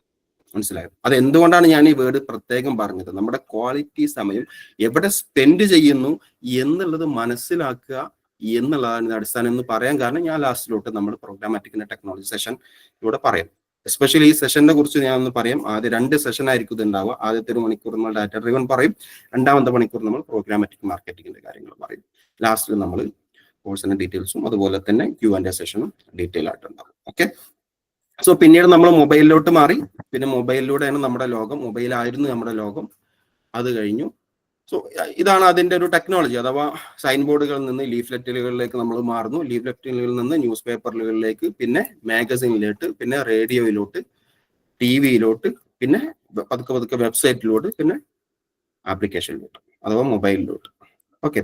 സോ ഇങ്ങനെ കടന്നു വന്നതിന്റെ ഒരു ടൈം ലൈനാണ് ഞാനിവിടെ കാണിക്കാൻ പോകുന്നത്. അഥവാ 1950കളിൽ അഡ്വർടൈസിങ് ആൻഡ് സ്പോൺസറിങ് എന്നുള്ള ഒരു പ്രോഡക്റ്റ്, അതുപോലെ പ്രോഡക്റ്റിനെ അഡ്വർടൈസ് ചെയ്യാൻ വേണ്ടിയിട്ട് സ്പോൺസറിങ് കാര്യങ്ങളൊക്കെ ചെയ്തുകൊണ്ടിരുന്ന ഒരു കാലഘട്ടം. ഇപ്പൊ printing advertising, radio advertising, T V advertising, sponsoring advertising, ഒരു പരിപാടിക്ക് സ്പോൺസർ ചെയ്യുക, അതാണ് ഉദ്ദേശിച്ചത്. 1950കളിലൊക്കെ ആദ്യമായിട്ട് ചെയ്തുകൊണ്ടിരുന്ന പ്രാക്ടീസുകൾ ഇതായിരുന്നു. പിന്നെ നമ്മൾ 1960കളിലായപ്പോൾ ബിലോ ദ ലൈൻ എന്ന് പറയുന്നു, ബിലോ ദ ലൈൻ മാർക്കറ്റിംഗ് എന്ന് പറയും. ശ്രദ്ധിക്കാൻ നിങ്ങൾക്ക് കാണാൻ പറ്റുന്നുണ്ടാവും, കാണാൻ പറ്റുന്നില്ലെങ്കിൽ എന്ന് പറയണം കേട്ടോ. Okay. So below the line, of line PR വർക്കുകൾ, അതുപോലെ തന്നെ ഇവന്റുകൾ നടത്തുന്നു, നമ്മൾ ഏതെങ്കിലും ഷോകൾ നടത്തുന്നു, ഒരു ബ്രാൻഡ് സ്വന്തമായിട്ട് എന്തെങ്കിലും ഒരു ഫുട്ബോൾ മത്സരങ്ങൾ നടത്തുന്നു, വോളിബോൾ മത്സരങ്ങൾ നടത്തുന്നു, അങ്ങനെ തുടങ്ങിയിട്ടുള്ള ഇവന്റുകൾ, അതുപോലെ തന്നെ പ്രോഡക്റ്റ് പ്ലേസ്മെന്റുകൾ, ആളുകളുടെ ശ്രദ്ധ കേന്ദ്രീകരിക്കുന്ന സ്ഥലങ്ങളിൽ പ്രോഡക്റ്റുകൾ വൈഡായിട്ട് കൊണ്ടുപോയി വെച്ച് പരിചയപ്പെടുത്തുന്നു. അതിന്റെ ഒരു കാര്യങ്ങളിലോട്ട് ഞാൻ വരാം. ഓക്കെ. അതാണ് ഡിസ്ട്രിബ്യൂഷൻ ഓറിയന്റഡ് എന്ന് പറഞ്ഞത്. പിന്നെയാണ് പതുക്കെ 1970 മുതൽ 80കളുടെ കാലഘട്ടം മുതൽ മാർക്കറ്റ് ഓറിയന്റേഷൻ എന്നുള്ള ഒരു കൾച്ചറിലോട്ട് നമ്മുടെ മാർക്കറ്റിംഗ് മേഖല മാറും. അഥവാ പുഷ് അഡ്വർടൈസിങ്, മാർക്കറ്റിനെ നമ്മൾ ഓറിയന്റ് ചെയ്ത് അവരിലോട്ട് സാധനം എത്തിക്കുക. അവിടെയാണ് നമ്മൾ ഡിസ്പ്ലേ അഡ്വർടൈസിങ് എന്നുള്ള സംഭവങ്ങൾ, ഇമെയിൽ മാർക്കറ്റിംഗ് ഒക്കെ ലോകത്ത് ആദ്യമായിട്ട് കടന്നു വരുന്നത്. പതുക്കെ നമ്മൾ ഓഫ്ലൈനിൽ നിന്ന് നമ്മൾ ഡിജിറ്റലിലോട്ട് മാറി വരുന്നതിന്റെ ഒരു ചിത്രമാണ് നമ്മൾ കാണുന്നത്. ഈ മാർക്കറ്റ് അഥവാ മാർക്കറ്റ് വളർന്നുകൊണ്ടിരിക്കുകയായിരുന്നു ആ സമയത്ത്. ബിസിനസ്സുകൾ കൂടുതലായിട്ട് ലോകത്ത് തുടങ്ങുന്നു. എല്ലാ ബിസിനസ്സുകളും എങ്ങനെ ബിസിനസ് ഉണ്ടാക്കാമെന്ന്, പ്രൊഡക്റ്റ് വിൽക്കാമെന്ന്, വരുമാനം ഉണ്ടാക്കാമെന്ന് ആലോചിക്കുന്നു. അതിനുവേണ്ടി മാർക്കറ്റിംഗ് എന്നുള്ളൊരു ആക്ടിവിറ്റി സ്റ്റാർട്ട് ചെയ്യുന്നു. അങ്ങനെ മാർക്കറ്റ് പതുക്കെ വളർന്നു വന്നുകൊണ്ടിരിക്കുന്ന കാലം. അപ്പൊ അതുകൊണ്ട് തന്നെ പുതിയ ബിസിനസ്സുകൾ സക്സസ് ആവുന്നു. വരുമാനത്തേക്കാൾ ഇൻവെസ്റ്റിനേക്കാൾ കൂടുതൽ നല്ല ലാഭകരമായ രീതിയിലോട്ട് ബിസിനസ്സുകൾ മാറുന്നു. പതുക്കെ നമ്മുടെ കാര്യങ്ങൾ റെഡി വരുന്നത് കാണുമ്പോൾ പുതിയ ആളുകൾ, സ്വാഭാവികമായിട്ടും എല്ലാ കാലത്തും ഉണ്ടാകുന്ന ഒരു സംഭവമാണ്, പുതിയ ആളുകൾ ബിസിനസ്സിലോട്ട് വരുന്നു. അങ്ങനെ ബിസിനസ്സിലോട്ട് വന്നപ്പോൾ മാർക്കറ്റ് കോമ്പറ്റീറ്റീവ് ആണ്. മനസ്സിലായോ? സോ ഈ കോമ്പറ്റീറ്റീവ് ആയിട്ടുള്ള ഈ മാർക്കറ്റിൽ പിന്നെ പിടിച്ചു നിൽക്കാൻ വേണ്ടിയിട്ട് കൂടുതൽ ആളുകളെ കുറഞ്ഞ ചെലവുകളിലൂടെ കൂടുതൽ ആളുകളിലേക്ക് എങ്ങനെ എത്താം എന്നുള്ളിടത്താണ് ഓൺലൈൻ മാർക്കറ്റിംഗ് ലോകത്ത് കടന്നു വരുന്നത്. മനസ്സിലായോ? 1990കൾ മുതൽ. പിന്നെ 90 മുതൽ 2000 വരെ പിന്നെ environment orientation, performance orientation, dialogue orientation, network orientation, below the line content orientation, ഇങ്ങനെ വന്നിട്ട് നമ്മൾ പതുക്കെ 2000, 2010, 2020 അങ്ങനെ ചെയ്യുന്നു. ഇത് ഞാൻ ഡീറ്റെയിൽ ആയിട്ട് നമുക്ക് ക്ലാസ്സുകളിൽ പറയാം. ഓക്കെ. സോ ഫസ്റ്റ് ആയിട്ട് എനിക്ക് പറയാനുള്ളത് ഒരു എറ ഓഫ് ആഡ്സ്. ആഡ് എങ്ങനെയാണ്, എപ്പോൾ മുതലാണ് സ്റ്റാർട്ട് ചെയ്യുന്നത് എന്നുള്ള കാര്യമാണ് ഞാൻ ഫസ്റ്റ് പറയാൻ പോകുന്നത്. ഓക്കെ. സോ ഇതാണ് ലോകത്തെ ആദ്യത്തെ ഒരു അഡ്വർടൈസിംഗ് ആയിട്ട് കണക്കാക്കപ്പെടുന്നത്. കാണുന്നുണ്ടോ അല്ലെ? ഇത് ഫോർഡ് എന്നുള്ള അമേരിക്കൻ കാർ കമ്പനിയുടെ ഒരു ഫസ്റ്റ് അഡ്വർടൈസ് 1908 കേട്ടോ. 1908 ഫോർഡിന്റെ മോഡൽ ടി എന്ന് പറഞ്ഞ ഒരു ബ്രാൻഡാണ് ലോകത്ത് ആദ്യമായിട്ട് ലൈഫ് മാഗസിൻ എന്ന് പറഞ്ഞ മാഗസിനിലോട്ട് ഒരു പരസ്യമായിട്ട് കൊടുക്കുന്നത്. ഓക്കെ, സോ ഇതാണ് ആ ഫസ്റ്റിൽ ആ മാഗസിനിൽ കൊടുത്തിട്ടുള്ള ആഡ്. ലൈഫ് മാഗസിന്റെ ഇത് നിങ്ങൾക്ക് ഇവിടെ കാണാം ലോഗോ. ഇത് ശരിക്ക് അഡ്വർടൈസിങ് ആണ്, മാർക്കറ്റിംഗ് അല്ല. ഓക്കെ, ഇതൊരു അഡ്വർടൈസിങ് ആണ്. അന്നത്തെ രീതി അതാണ്. 1908 മുതൽ നമ്മളൊരു 100 വർഷം പിന്നിട്ടു മാർക്കറ്റിംഗ് വേൾഡിൽ. ഓക്കെ, സോ ഫസ്റ്റ് അഡ്വർടൈസ്മെന്റ് എന്നുള്ളത് ഈ ഫോർഡിന്റെ ഒരു മാർക്കറ്റിംഗ് ആയിരുന്നു. നിങ്ങൾ ഓർമ്മയിൽ വെക്കണം, കാരണം നമ്മൾ എത്ര കണ്ട് മുന്നോട്ട് പോയിട്ടുണ്ട് എന്നുള്ളത് നമുക്ക് ഇനി ലാസ്റ്റ് എത്തുമ്പോഴേക്കും മനസ്സിലാവും. ഓക്കെ, സോ രണ്ടാമത് ആദ്യത്തെ മാർക്കറ്റിംഗ് ആണ് പിന്നെ നമ്മൾ പറയാൻ പോകുന്നത്. Let me tell you story. Okay, ഇത് നിങ്ങൾ ഓർത്തു വെക്കാം. ഒരു കഥയിലോട്ടാണ് നമ്മൾ ഫസ്റ്റ് പോകാൻ പോകുന്നത്. ഇദ്ദേഹത്തിന് അറിയുന്നവരുണ്ടോ? ഇതാരാണ്? ഹിറ്റ്ലർ മാധവൻകുട്ടി. ഹിറ്റ്ലർ അല്ലെ? ഈ പുള്ളി ഒന്നാം ലോക മഹായുദ്ധം കഴിഞ്ഞ് യുദ്ധത്തിന്റെ കാര്യങ്ങൾ അനലൈസ് ചെയ്യുന്ന സമയത്ത്, യുദ്ധത്തിന്റെ അനാലിസിസ് നടക്കുമല്ലോ എന്തായാലും സ്വാഭാവികമായിട്ട്. സോ അവിടെ ഏറ്റവും പ്രധാനപ്പെട്ട ജർമ്മനിക്ക് നല്ലൊരു പണി കിട്ടാനുള്ള ഒരു കാരണത്തിൽ ഒന്നായിട്ട് കണ്ടത് ക്യുക്കായിട്ടുള്ള മൂവുകൾ അൺട്രാക്ഡ് ആയിട്ട് ചെയ്യാൻ ജർമ്മനിക്ക് പറ്റിയില്ല എന്നുള്ളതാണ്. എന്താണ് ക്യുക്കായിട്ടുള്ള മൂവ്? പെട്ടെന്നുള്ള ആർമി മൂവുകൾ ട്രാക്ക് ചെയ്യപ്പെടാതെ ചെയ്യാൻ പറ്റാത്തത് കൊണ്ട് തന്നെ അവർക്ക് അതിലൊരു പ്രശ്നങ്ങൾ അനുഭവിച്ചിരുന്നു. അപ്പൊ അതിന് കാരണം ഹിറ്റ്ലർ ആലോചിച്ചെന്ന് വെച്ചാൽ നമ്മുടെ വാഹനങ്ങളൊക്കെ വലിയ വാഹനങ്ങളാണ്, നമ്മൾ ആർമി വാഹനങ്ങളൊക്കെ വലിയ വാഹനങ്ങളാണ്, ടാങ്കറുകളും ജീപ്പും എല്ലാം വലിയ. അതുകൊണ്ട് തന്നെ അത് ഒരു വിഷയമാണ് ശരിക്കും പറയുകയാണെങ്കിൽ. ആ ഒരു കണ്ടോ, ഈ ജീപ്പ് കണ്ടോ നിങ്ങൾ, അത്രയും വലിയൊരു വാഹനമാണ്. സോ ഇവിടെ ഒരു പ്രശ്നം എന്താ വെച്ചാൽ രണ്ട് പ്രശ്നങ്ങളാണ്. ഒന്ന്, നാസി കാറുകൾക്ക്, നാസിസ്റ്റുകൾ അറിയാലോ, അപ്പൊ നാസി കാറുകൾക്ക് വലിയ ഫ്യൂവൽ കൺസ്യൂമിങ് ഉണ്ടായിരുന്നു, അതുപോലെ തന്നെ ലാർജും ആയിരുന്നു. അപ്പൊ കൂടുതൽ ഫ്യൂവൽ കൺസ്യൂം ചെയ്യുമ്പോൾ വളരെ ക്വിക്കായിട്ട് ഒരു സ്ഥലത്ത് നിന്ന് മറ്റൊരു സ്ഥലത്തേക്ക് എത്തിപ്പെടാനുള്ള ഒരു ബുദ്ധിമുട്ട് ഫ്യൂവലിന്റെ കാര്യത്തിൽ ഉണ്ടായിരുന്നു. രണ്ടാമത്തെ ഒരു കാര്യം, വലിയ വാഹനങ്ങളായതുകൊണ്ട് it's very hard to use in warfare. ഒരു യുദ്ധമുഖത്ത് ഒളിച്ചു നിന്ന് ആക്രമിക്കാനും ശത്രുക്കളുടെ കണ്ണിൽ പെടാതെ അങ്ങോട്ട് എത്താനും വേണ്ടിയിട്ട് സൗണ്ട് കുറവുള്ള, വലുപ്പം കുറവുള്ള ഒരു സാധനമാണ്. അതിന്റെ ഒരു കുറവായിരുന്നു അവർ അനലൈസ് ചെയ്തപ്പോൾ ഫസ്റ്റ് കണ്ടെത്തിയത്. ഓക്കെ, സോ അന്ന് അഡോൾഫ് ഹിറ്റ്ലർ അന്നത്തെ വോക്സ് വാഗന്റെ ചെയർമാനായിട്ട് ഫെർഡിനാൻഡ് പോർഷനെ വിളിച്ചിട്ട് പറഞ്ഞു, mister Porsche, we need A small car. നിങ്ങൾ ഒരു ചെറിയ കാറ് നമുക്ക് ഉണ്ടാക്കി തരണം. കാരണം യുദ്ധം കഴിഞ്ഞു, ഇനി ഏത് സമയത്തും അടുത്ത യുദ്ധം പൊട്ടി പുറപ്പെടാം, അപ്പോഴേക്കും അഡ്വാൻസ്ഡ് ആയിരിക്കണം എന്നുള്ള ചിന്തയിലാണ് ഹിറ്റ്ലർ എന്ത് ചെയ്യുന്നത്, നമുക്ക് ഒരു നല്ല ഒരു കാറ് വേണം. നിലവിലെ കാറ് അനലൈസ് ചെയ്തുകൊണ്ട് ഹിറ്റ്ലർ പറയണം. ഓക്കെ, സോ അതിന്റെ അടിസ്ഥാനത്തിൽ ഫെർഡിനാൻഡ് പോർഷെയും അവരുടെ ടീമും വോക്സ്വാഗന്റെ ടീമും എല്ലാവരും കൂടിയിട്ട് ഒരു റിസർച്ച് ഒക്കെ നടത്തി ഒരു കാറ് ഡെവലപ്പ് ചെയ്തത്. ഓക്കെ, ഇതാണ് ആ കാറ്. പക്ഷെ ഇതല്ല കാറ്, ഇതതിന്റെ ഡെമി മാത്രമാണ്. കാറ് ഇതാണ്. ഈ മോഡൽ അറിയുന്നവരുണ്ടോ? ഇതേതാണ് കാറെന്ന്? ബീറ്റിൽ അല്ലെ? വോക്സ് വാഗന്റെ ബീറ്റിൽ എന്നുള്ള ജർമ്മനിയിൽ വിപ്ലവം സൃഷ്ടിച്ച പീപ്പിൾസ് കാർ എന്ന പേര്, ജനങ്ങളുടെ കാർ എന്നുള്ള രീതിയിൽ പ്രസിദ്ധമായിട്ടുള്ള വോക്സ് വാഗന്റെ ഒരു മോഡലായിരുന്നു ബീറ്റിൽ. ഓക്കെ, ഈ കാറ് വളരെ ജനകീയമായിട്ട് ജർമ്മനിയിൽ ഇറങ്ങുകയും സാധാരണക്കാർ വരെ വാങ്ങി ഉപയോഗിക്കുകയും ഒക്കെ ചെയ്തു. ഇത് വലിയൊരു മാർക്കറ്റിൽ വലിയൊരു മാറ്റം ഉണ്ടാക്കുകയും ചെയ്തു. ഓക്കെ, സോ അതിനുശേഷം ഇതിങ്ങനെ കടന്നു കൊണ്ടിരുന്ന സമയത്താണ് ഇതാ വരുന്നു അടുത്ത world war at short time. Okay, so ഈ വേൾഡ് വാർ 2 കഴിഞ്ഞോടുകൂടി വോക്സ് വാഗൻ ജർമ്മനിയിലൊക്കെ സക്സസ് ആയി. പക്ഷേ 1949 ശേഷം വോക്സ് വാഗൻ അവരുടെ ബിസിനസ് ഡെവലപ്പ് ചെയ്യാൻ വേണ്ടിയിട്ട് അമേരിക്കയിലോട്ട് വരിക.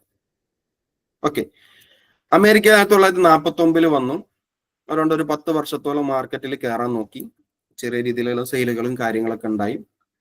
പക്ഷെ അവർക്കൊരു വിചാരിച്ച പോലെ ജർമ്മനിയിൽ കിട്ടിയ ഒരു ആക്സെപ്റ്റൻസ് എവിടെ കിട്ടുന്നില്ല, ഇവിടെ US കിട്ടുന്നില്ല. മനസ്സിലായോ? സോ US ഈ പ്രോഡക്റ്റിന്റെ മാർക്കറ്റ് ഫിറ്റ് അവരെ കയ്യിൽ കിട്ടുന്നില്ല. അപ്പൊ അവരതിനെ കുറിച്ച് പഠിച്ചു, എന്തുകൊണ്ടാണ് കിട്ടാത്തത്. സോ 2 റീസൺസ് ആണ് അവർക്ക് കിട്ടിയത് മെയിൻലി. ഒന്ന്, അമേരിക്കൻസിന് നാസി കാറുകളെ ഇഷ്ടമല്ല. മനസ്സിലായോ? Americans hates Nazi cars. ജർമ്മനിയാണ് അമേരിക്കയുടെ ഏറ്റവും വലിയ ശത്രു ആ സമയത്ത്. അപ്പൊ ജർമ്മനിയുടെ കാറുകൾ അമേരിക്കയിൽ എടുക്കൂല. അപ്പൊ നമ്മളെ നാട്ടിൽ അങ്ങനെ ഒരുപാട് തിയറികളുണ്ട് അല്ലെ, അല്ലെങ്കിൽ ഒരുപാട് കാര്യങ്ങളുണ്ട്. ഇപ്പോ അമേരിക്കയുടെ സാധനങ്ങൾ എടുക്കാത്ത ആളുകളുണ്ട്, ഇസ്രായേലിന്റെ സാധനങ്ങൾ എടുക്കാത്ത ആൾക്കാരുണ്ട്, പിന്നെ ചൈനയുടെ സാധനങ്ങൾ എടുക്കാത്ത ആളുകളുണ്ട്, അങ്ങനെ റഷ്യയുടെ സാധനങ്ങൾ, ഇങ്ങനെ പലതും ഉണ്ട്. അപ്പൊ ഇന്നും അതുണ്ട്. അന്ന് അത് ഭയങ്കരമാണ്. കാരണം ശീതയുദ്ധം കാര്യങ്ങളൊക്കെ തുടങ്ങിയിട്ടുണ്ട്. സോ എന്തുകൊണ്ടും മറ്റുള്ളവരെക്കാൾ കൂടുതൽ മികച്ചവരാണ് ഞങ്ങൾ എന്ന് കാണിക്കാൻ വേണ്ടിയിട്ട് ലോകത്തിലുള്ള രാജ്യങ്ങൾ മുഴുവൻ, എസ്പെഷ്യലി അമേരിക്കൻ സൈഡും നാറ്റോ സൈഡും അതുപോലെ തന്നെ USSRന്റെ സൈഡും മത്സരിച്ചുകൊണ്ടിരിക്കുന്ന കാലം. സോ അമേരിക്കൻസിന് നാസി കാറുകൾ ഇഷ്ടമല്ലായിരുന്നു. രണ്ടാമത്തെ കാര്യം, അമേരിക്കൻസ് അന്ന് അറിയാം, ഹോളിവുഡിന്റെ ഒക്കെ കാലഘട്ടമാണ്, വലിയ കാറുകളോടായിരുന്നു ഭ്രമം. അന്നത്തെ സിനിമകളിലും അന്നത്തെ കാര്യങ്ങളിലൊക്കെ ഏറ്റവും കൂടുതൽ വലിയ കാറുകൾ ഭയങ്കരമായിട്ട് ആളുകളുടെ മനസ്സ് പിടിച്ചു കുലുക്കിക്കൊണ്ടിരിക്കുന്ന ഒരു കാലഘട്ടമായിരുന്നു. സോ ആ സമയത്ത് ആണ് വോക്സ് വാഗൻ ഈ ബീറ്റിലുമായിട്ട് എവിടെ വരുന്നത്, അമേരിക്കയിൽ വരുന്നത്. അതുകൊണ്ടാണ് അവർക്ക് സെയിൽ ഇല്ലാതെ പോയത്. മനസ്സിലായോ? എപ്പോഴും ആലോചിക്കുക, മാർക്കറ്റിംഗിന്റെ ഹിസ്റ്ററിയിൽ എപ്പോഴും സെയില് ഇമ്പോർട്ടന്റ് ആയിട്ട് ഒരു പ്ലേ റോളിൽ വരുമ്പോൾ അവിടെ മാർക്കറ്റിംഗ് എന്നുള്ള ഒരു സംഭവം കടന്നു വരാറുണ്ട്. മനസ്സിലായോ? സോ അവരാലോചിച്ചു, വാട്ട് ടു ഡു, എന്ത് ചെയ്യും, നമ്മൾ ഇനി എന്ത് ചെയ്യും. ആ സമയത്താണ് ലോകത്ത് മാർക്കറ്റിംഗ് എന്നുള്ള ഒരു ടേം കടന്നു വരുന്നത്. അപ്പൊ നമ്മൾ പുതിയ ഒരു 2010 മുതൽ നമുക്കറിയാം സംസാരിച്ചേടാ ഇപ്പോൾ മാർക്കറ്റിംഗ് എന്നല്ല, ഇപ്പൊ ഡിജിറ്റൽ മാർക്കറ്റിംഗ്, ഓൺലൈൻ മാർക്കറ്റിംഗിലൊക്കെയാണ് എല്ലാവരും ചെയ്യുന്നത് പറഞ്ഞിട്ടൊരു ഐഡിയോളജി നമ്മൾ ഷെയർ ചെയ്യും. അതുപോലെ അന്നത്തെ കാലത്ത് അഡ്വർടൈസിംഗിൽ നിന്ന് മാർക്കറ്റിംഗിലോട്ട് ആളുകൾ ഷിഫ്റ്റ് ചെയ്യാണ്. സോ എന്താണ് അഡ്വർടൈസിംഗ് മാർക്കറ്റ് നമ്മളെ വ്യത്യാസം? അഡ്വർടൈസിംഗ് എന്ന് പറയുമ്പോൾ നമ്മുടെ പ്രോഡക്റ്റിന്റെ ഡീറ്റെയിൽസ് ജസ്റ്റ് എടുക്കുന്നു, അത് എല്ലാവരിലേക്ക് വിതരണം ചെയ്യുന്നു, just like A brand awareness. Marketing എന്ന് പറയുമ്പോൾ മാർക്കറ്റിനെ മനസ്സിലാക്കി, പ്രോഡക്റ്റിനെ മനസ്സിലാക്കി, മാർക്കറ്റിലോട്ട് പ്രോഡക്റ്റിനെ നിലനിർത്താനും വളർത്താനും ആയിട്ട് യൂസ് ചെയ്യുന്ന ഒരു സാധനമാണ്. അപ്പോൾ അതുകൊണ്ടാണ് മാർക്കറ്റിംഗ് എന്ന് ഉപയോഗിക്കുന്നത്. ഒരു ING ഫോം എന്തിനാ വരുന്നത്? ഇപ്പൊ നമ്മൾ സെയിൽസ് എന്നാ പറയുന്നു. ഈ മാർക്കറ്റിംഗിൽ നമ്മൾ മാർക്കറ്റ് എന്ന് പറയുന്നില്ല, മാർക്കറ്റിംഗ്. കാരണം അത് ചെയ്തുകൊണ്ടേ ഇരുന്നാൽ മാത്രമേ അത് സക്സസ് ആവുള്ളൂ. അതുകൊണ്ടാണ് ING ഫോമിൽ തന്നെ ആ വേർഡ് ഫോമായിട്ട് വന്നത്. So sales and marketing. Sales അവിടെ ING ഇല്ല, കാരണം സെയിൽസ് എന്ന് പറഞ്ഞു കഴിഞ്ഞാൽ അത് ചെയ്തു, അതത്രേ ഉള്ളൂ. അത് ചെയ്യേണ്ട സാധനമാണ്, ചെയ്ത് കഴിഞ്ഞാൽ കഴിഞ്ഞു. പക്ഷെ മാർക്കറ്റിംഗ് എന്ന് പറഞ്ഞു കഴിഞ്ഞാൽ ഒരു തവണ ചെയ്ത് നിർത്തേണ്ട സാധനമല്ല എന്നുള്ളതിന്റെ തെളിവാണ് മാർക്കറ്റിംഗ് എന്നുള്ള ഫോമിലോട്ട് കാര്യങ്ങൾ വരുന്നത്. മനസ്സിലായോ? സോ 1959 വോക്സ് വാഗന്റെ അമേരിക്കൻ പ്രസിഡന്റ് ആയിട്ട് 1959 കാൾ എച്ച് ഹാൻ എന്ന് പറഞ്ഞ വ്യക്തി പ്രസിഡന്റ് ആവാം, അഥവാ വോക്സ് വാഗന്റെ ചെയർമാനായിട്ട് വരുന്ന. സ്വാഭാവികമായിട്ട് അവർക്ക് ആഗ്രഹങ്ങൾ ഉണ്ടാവും, അവർക്ക് വിഷനുകൾ ഉണ്ടാവും, അവർക്ക് ടാർഗറ്റുകൾ ഉണ്ടാവും, മാർക്കറ്റ് എങ്ങനെ പിടിക്കണം എന്ന് ആലോചിക്കുന്നവരുണ്ടാവും, എല്ലാം ഉണ്ടാവും. സോ അങ്ങനെ 1959 Volkswagen of America president Karl H Hahn തീരുമാനിക്കുകയാണ്, നമ്മൾ മാർക്കറ്റിംഗ് എന്നുള്ള ആക്ടിവിറ്റി വോക്സ് വാഗനെ സക്സസ് ആക്കാൻ വേണ്ടി അഡോപ്റ്റ് ചെയ്യാൻ പോകുന്നു. സോ എങ്ങനെ മാർക്കറ്റിംഗ് ചെയ്യണം? ഇന്നത്തെ പോലെ വലിയ മാർക്കറ്റിംഗ് കൺസെപ്റ്റുകളൊന്നുമില്ല. മാർക്കറ്റിംഗ് അതിന്റെ കുട്ടിക്കാലത്തിൽ കളിച്ചുകൊണ്ടിരിക്കുന്ന ഒരു കാലഘട്ടം, മുട്ടിലിടയുന്ന കാലമാണ് മാർക്കറ്റിംഗിന്റെ. സോ അതിനെങ്ങനെ വലിയ ലെവൽ യൂസ് ചെയ്യണം എന്ന് അധികം ആൾക്കാർ അറിയില്ല. ഈ ഒരു കൺസെപ്റ്റ് ആളുകൾക്ക് അറിയാം, ഇതെങ്ങനെ ഉപയോഗിക്കണം എന്ന് അറിയില്ല. അപ്പോ കോളഷാൻ എന്താ ചെയ്യുന്നതെന്ന് വെച്ചാൽ അമേരിക്കയിലെ അന്നത്തെ അഡ്വർടൈസിങ് ഏജൻസികൾ ഏകദേശം 4000-ഓളം അഡ്വർടൈസിങ് ഏജൻസികളിൽ നിന്ന് പ്രപ്പോസൽ വാങ്ങി എന്നാണ് പറയുന്നത്. 4000-ഓളം അഡ്വർടൈസിങ് ഏജൻസികളിൽ നിന്ന് പ്രപ്പോസൽ വാങ്ങിയിട്ട് അതിൽ നിന്ന് ഒരു ചെറിയൊരു ഏജൻസി, വലിയ ഏജൻസികളൊന്നും അന്ന് കുഴപ്പമില്ല, വലിയ ആളുണ്ട്, പക്ഷെ അവർക്കൊന്നും ഈ പിച്ചിങ്ങിൽ വിജയിക്കാൻ പറ്റിയില്ല. കാരണം കോളച്ചാണ് അത്രയും നല്ല ബുദ്ധിയുള്ള ഒരു മനുഷ്യനാണ്. സോ ഒരു ബ്രാൻഡിനെ എങ്ങനെ മാർക്കറ്റിംഗ് ചെയ്യണം എന്നുള്ള ഐഡിയ പുള്ളി ഇടുന്നു, പക്ഷെ പുള്ളി ഉദ്ദേശിച്ച ലെവലിലുള്ള ഒരു അഡ്വർടൈസിങ് ഉണ്ടാക്കി തരാൻ, ഒരു ക്രിയേറ്റീവ് ഉണ്ടാക്കി തരാൻ പറ്റുന്ന ഒരു ഏജൻസി 4000-ഓളം ഏജൻസികൾ എടുത്തിട്ട് കിട്ടിയില്ല എന്നാണ് പറയുന്നത്. അങ്ങനെ അവസാനം ഒരു ഏജൻസിനെ പുള്ളിക്ക് കിട്ടി. അതാണ് ഡോയിൽ ഡേൻ ബേൺബാക്ക്. DDB എന്ന് പറയും. നിങ്ങൾക്കറിയാം DDB വളരെ പ്രശസ്തമാണ് DDB. സോ DDB എന്നുള്ള ഒരു ഏജൻസിയാണ് അന്ന് വോക്സ് വാഗന്റെ ആഡിന് വേണ്ടി സെലക്ടഡ് ആവുകയും അവര് ഇരുന്ന് ഡിസ്കസ് ചെയ്ത് ബ്രെയിൻ സ്റ്റോമിങ് ചെയ്ത് ഒരു തിയറി അല്ലെങ്കിൽ ഒരു ഐഡിയോളജിയിൽ ഒരു കൺസെപ്റ്റ് ഇൻട്രൊഡ്യൂസ് ചെയ്തിട്ട് വോക്സ് വാഗനെ ജനങ്ങളുടെ ഇടയിലോട്ട് എത്തിക്കണം. മനസ്സിലായി? ആ കൺസെപ്റ്റ് ആയിരുന്നു, കാണുന്നുണ്ടോ? എന്താണ് സംഭവം? Think small. ചെറിയ കാറുകളെ ഇഷ്ടപ്പെടാത്ത ഒരു കമ്മ്യൂണിറ്റിയിൽ വന്നിട്ട് തിങ്ക് സ്മോൾ എന്നുള്ള ചിന്തനീയമായ വേർഡ് അമേരിക്കൻസിന് പരിചയപ്പെടുത്താണ് വോക്സ് വാഗൻ. കാരണം ഇതിന്റെ ഒരു സ്പേസിങ് നിങ്ങൾക്ക് സൈക്കോളജി, ക്രിയേറ്റീവ് സൈക്കോളജി കണ്ടാൽ ഇത്രയും സ്പേസിൽ ചെറിയൊരു കാറ് നിൽക്കാം. ആളുകൾക്ക് ഇതിന്റെ ക്രിയേറ്റീവ്സ് നിങ്ങൾ ഗൂഗിളിൽ പോയി കഴിഞ്ഞാൽ നിങ്ങൾക്ക് ഇത് വായിക്കാൻ പറ്റും കേട്ടോ. ഇവിടെ എങ്ങനെയൊക്കെയാണ് എന്തൊക്കെയാണ് എഴുതിയത് എന്നുള്ളതൊക്കെ നിങ്ങൾക്ക് ഡീറ്റെയിൽ ആയിട്ട് വായിക്കാൻ പറ്റും. കണ്ടോ? 10 years ago the first Volkswagen were in United States. കണ്ടോ? ഇങ്ങനെ ഇതൊക്കെ നിങ്ങൾ ഗൂഗിളിൽ എടുത്ത് വായിക്കണം. എന്തായാലും ഡീറ്റെയിൽ ആയിട്ട് നിങ്ങൾ മാർക്കറ്റിംഗിൽ ഡീറ്റെയിൽ ആയിട്ട് ഇറങ്ങാൻ പോകുന്ന ആളാണ്, നിങ്ങൾക്ക് ഒരു മാസ്റ്റർ ആവണം എന്നുണ്ടെങ്കിൽ നിങ്ങൾ ആദ്യം ബാക്ക് പഠിക്കണം. മനസ്സിലായോ? നമ്മൾ ഒരു കല നമ്മൾ പഠിക്കുന്ന സമയത്ത് ശ്രദ്ധിക്കേണ്ട ഒരു കാര്യം എന്താ വെച്ചാൽ, ഒരു കല നമ്മൾ പഠിക്കുന്ന സമയത്ത്, മാർക്കറ്റിംഗ് എന്നാൽ ഒരു ആർട്ടാണ് വിത്ത് സയൻസ് ഉള്ള ഒരു ആർട്ടാണ്. സോ നമ്മൾ ഇതുപോലെന്ന് വെച്ചപ്പോൾ നമ്മൾ ഒരു കളരിപ്പാറ്റോ കുംഫോ കരാട്ടയോ ഒക്കെ പഠിക്കുന്ന സമയത്ത് അതൊരു കലയാണ്, അതൊരു ആർട്ടാണ്. പക്ഷെ അതിന്റെ ബാക്കിൽ ഒരു സയൻസ് ഉണ്ട്, അല്ലെ? സോ നമ്മൾ ബാക്കോട്ട് പോയി പഠിക്കുമ്പോൾ നമ്മൾ അത് എങ്ങനെയാണ് ഇവോൾവ് ആയി വന്നിട്ടുള്ളത്, എന്തായിരുന്നു അതിന്റെ ആദ്യത്തെ കാര്യം പഠിക്കണം. ഇത് പഠിക്കുമ്പോൾ സംഭവിക്കുക എന്താണെന്ന് അറിയാം. ശ്രദ്ധിക്കണം, വളരെ ശ്രദ്ധിക്കണം. എന്തിനാണ് ഹിസ്റ്ററി പഠിക്കണം എന്ന് പറയുന്നത്? നമുക്ക് ഇതിന്റെ ഒരു വയർ ഫ്രെയിം മനസ്സിലാവും നമ്മളെ തലയിൽ. എങ്ങനെയാണ് നമ്മുടെ ഇൻഡസ്ട്രി വളർന്നത്, എങ്ങനെയാണ് ആളുകൾ അന്ന് സക്സസ് ഉണ്ടാക്കിയിരുന്നത്, എന്തായിരുന്നു അതിന്റെ അടിസ്ഥാന കാരണം. ഇത് നമ്മൾ നിരന്തരം വായിക്കുകയും പഠിക്കുകയും ചെയ്തു കഴിഞ്ഞാൽ മാർക്കറ്റിംഗിൽ ഒരു പ്രത്യേക തരം ഇന്റലിജൻസ് നമുക്ക് ഇവിടെ ഉണ്ടായി വരും. ആ ഇന്റലിജൻസ് ആണ് നിങ്ങൾ എന്ത് ടൂൾസ് പഠിത്തതിനേക്കാളും ഒരു മാർക്കറ്റർക്ക് ഉണ്ടായിരിക്കേണ്ട അടിസ്ഥാന ക്വാളിറ്റി എന്നുള്ളത് ആ ഒരു ഇന്റലിജൻസ്. മനസ്സിലായോ? സോ അന്നത്തെ ട്രഡീഷണൽ മാർക്കറ്റിംഗ് രീതികളിൽ നിന്ന് വ്യത്യസ്തമായിട്ട്, അഡ്വർടൈസിംഗ് രീതികളിൽ നിന്ന് വ്യത്യസ്തമായിട്ട്, നിങ്ങൾ നേരത്തെ കണ്ടിട്ടുണ്ടാവും ഫോർഡിന്റെ ഐക്കണക്ക് മുകളിൽ വെച്ച്. ഇവിടെ കണ്ടോ? നിങ്ങൾ ശ്രദ്ധിച്ചാ വോക്സ് വാഗന്റെ ലോഗോ വെച്ചത് എവിടെയാണ്? ഈ ടെസ്റ്റുകൾക്കിടയിൽ ഇവിടെയാണ് വെച്ചത്. ഇതന്ന് ഭയങ്കര വിവാദമായിട്ട് ഒരുപാട് അഡ്വർടൈസിംഗ് ഏജൻസികളൊക്കെ കളിയാക്കിയ ഒരു സംഭവമായിരുന്നു അത്. പക്ഷെ അവര് തിങ്ക് ഔട്ട് ഓഫ് ബോക്സ്, മനസ്സിലായോ? ബോക്സിന് പുറത്തേക്ക് ചിന്തിക്കുക എന്നുള്ള കൺസെപ്റ്റ് വരുന്ന കാലഘട്ടത്തിൽ അതിനെ അലൈൻ ചെയ്തിട്ടാണ് തിങ്ക് സ്മോൾ. മനസ്സിലായി? ചെറുതിനെ കുറിച്ചും ചിന്തിക്കൂ. ചെറുതാണ് നമ്മുടെ ലൈഫിൽ പല ചെറിയ ചെറിയ കാര്യങ്ങൾ, ചെറിയ വസ്തുക്കളാണ് പലപ്പോഴും നമ്മുടെ ലൈഫിൽ മാറ്റങ്ങൾ ഉണ്ടാക്കിയെടുക്കാൻ പറ്റുക എന്നുള്ള ഒരു സംഭവമാണ്. ഈ ഒരു ആഡാണ് എന്ത് ചെയ്യുന്നത്? The first and most influential add campaign in history. ചരിത്രത്തിലെ ഏറ്റവും ഇൻഫ്ലുവൻഷ്യൽ ആയിട്ടുള്ള ആഡ് ക്യാമ്പയിൻ ആയിട്ട്, ഒരു ബെഞ്ച് മാർക്കായിട്ട്. അതിനു മുമ്പ് ഒരുപാട് ആഡ്സ് വന്നിട്ടുണ്ട് കേട്ടോ, ഫോർഡിന്റെ വേറെ ആഡ്സുകളൊക്കെ ഉണ്ട്. പക്ഷെ ഒരു ഇൻഫ്ലുവൻഷ്യൽ ക്യാമ്പയിൻ എന്നുള്ള രീതിയിൽ ലോകത്ത് ആദ്യമായിട്ട് അംഗീകരിക്കപ്പെട്ട ബെഞ്ച് മാർക്കിലുള്ള ഒരു സാധനമാണ് നിങ്ങൾ ഇപ്പോൾ ഈ സ്ക്രീനിൽ കണ്ടുകൊണ്ടിരിക്കുന്നത്. മനസ്സിലായി? You are marketer, you should know about this. So അവിടുന്ന് കാര്യങ്ങൾ പോകുന്നു. അവരെ അങ്ങനെ ഫോർഡ് മാർക്കറ്റിലോട്ട് വരുന്നു. ഈ ഒരു ആഡ് വളരെ അധികം ക്ലിക്ക് ആവുന്നു. സ്വാഭാവികമായിട്ടും അവരുടെ കോമ്പറ്റീറ്റേഴ്സ് പുറത്തിറങ്ങും. കാരണം ഫോർഡൊക്കെയാണ് അവരുടെ കോമ്പറ്റീറ്റേഴ്സ്, എന്തായാലും പുറത്തിറങ്ങും. ഇവിടെ നിങ്ങൾ മനസ്സിലാക്കേണ്ടത്, ഇവര് ഈ വോക്സ് വാഗൻ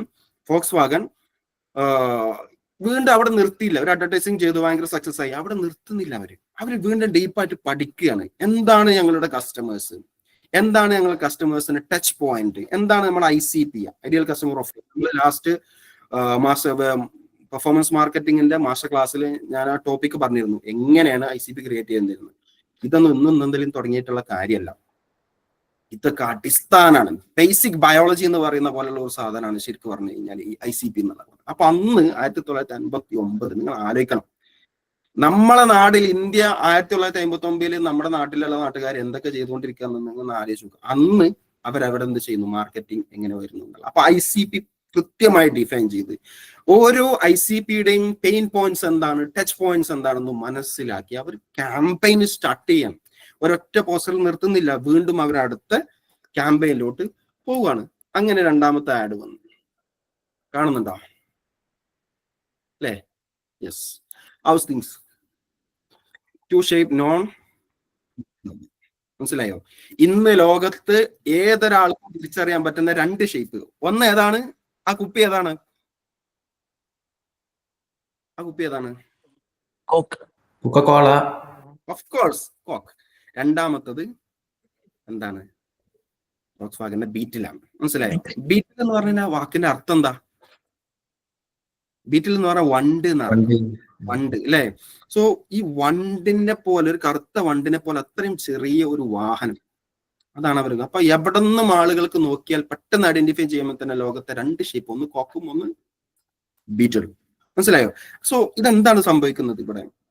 ഒരു മാസ് ഓഡിയൻസിന് അവയർനെസ് കൊടുക്കുകയാണ്. എല്ലാവരും ഇതിനെക്കുറിച്ച് ചിന്തിക്കുന്നു. സോ ഞാനും ഇത് അറിയാം. മനസ്സിലായോ? ഇതൊരു മാസ് സൈക്കോളജിയാണ്. അതിനെക്കുറിച്ച് ഡീറ്റെയിൽ ആയിട്ട് നമുക്ക് മാർക്കറ്റിംഗ് ക്ലാസ്സിൽ പഠിക്കാം, അതിന് സയൻസ് പഠിക്കുമ്പോൾ. ഇങ്ങനെയാണ് ആദ്യത്തെ ക്യാമ്പയിന്. വീണ്ടും അവർ നിർത്തിയില്ല, അവർ വീണ്ടും ICPകളെ കുറിച്ച് പഠിച്ചു. കണ്ടോ? ഇതെന്താ? ബീറ്റിലിനെ ഒരാൾ തള്ളുകയാണ്. അഥവാ ഈ ബീറ്റില് നിങ്ങൾ ബ്രേക്ക് ഡൗൺ ആയാലും നിങ്ങൾക്ക് വിഷമിക്കേണ്ട ആവശ്യമില്ല. അന്നത്തെ കാറുകൾ ബ്രേക്ക് ഡൗൺ ആയ പിന്നെ ഒന്നും ചെയ്യാൻ പറ്റില്ല, കൊണ്ടുപോകാൻ വേറെ ഒന്നും ചെയ്യാൻ പറ്റില്ല. മനസ്സിലായോ?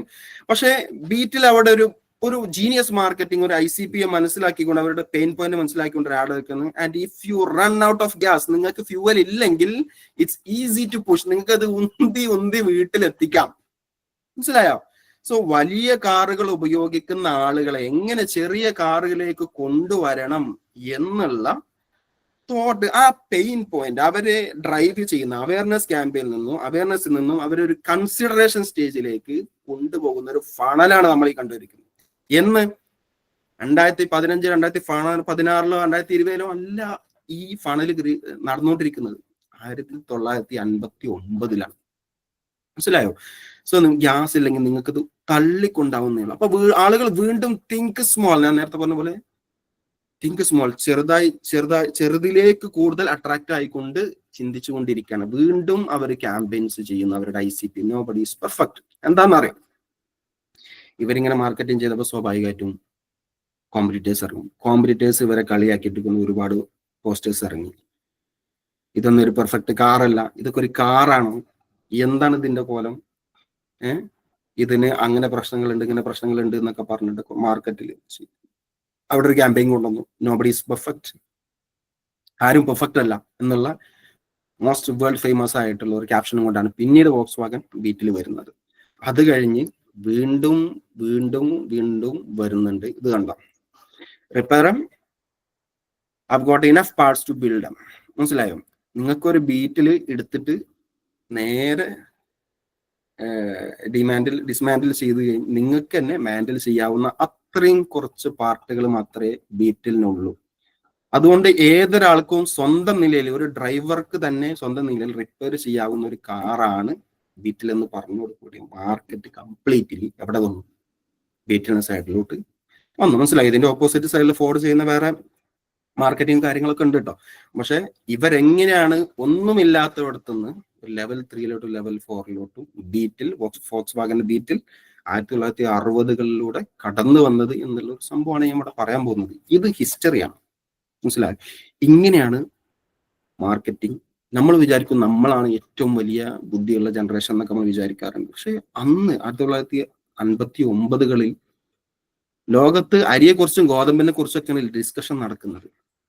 പട്ടിണിയെ കുറിച്ചാണ് ഡിസ്കഷൻ നടക്കുന്നത്. പൊളിറ്റിക്സ് ഏറ്റവും കൂടുതൽ അരങ്ങ് തകർത്ത് വായിക്കൊണ്ടിരിക്കുന്ന ഒരു കാലഘട്ടത്തിൽ പ്രോഡക്റ്റിനെയും മാർക്കറ്റിനെയും ഓഡിയൻസിനെയും മനസ്സിലാക്കിക്കൊണ്ട് ആളുകൾ ചിന്തിച്ചിരുന്നു എന്നുള്ള തെളിവാണ് ഞാൻ ഈ പറഞ്ഞിട്ടുള്ളത്.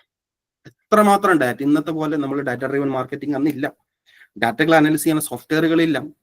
മനസ്സിലായി? കൺസ്യൂമർ ബിഹേവിയർ മനസ്സിലാക്കാനുള്ള പാറ്റേൺസ് ഇല്ല, ഒന്നുമില്ല. അവിടെയാണ് മാർക്കറ്റിംഗ് ഇവോൾവ് ചെയ്ത് വന്നുകൊണ്ടിരുന്നത്. മനസ്സിലായോ? സോ നിങ്ങൾക്ക് ഇതിൽ നിന്ന് എന്താണ് മനസ്സിലായത്? ഇത്രയും കാര്യങ്ങൾ കടന്ന ശേഷം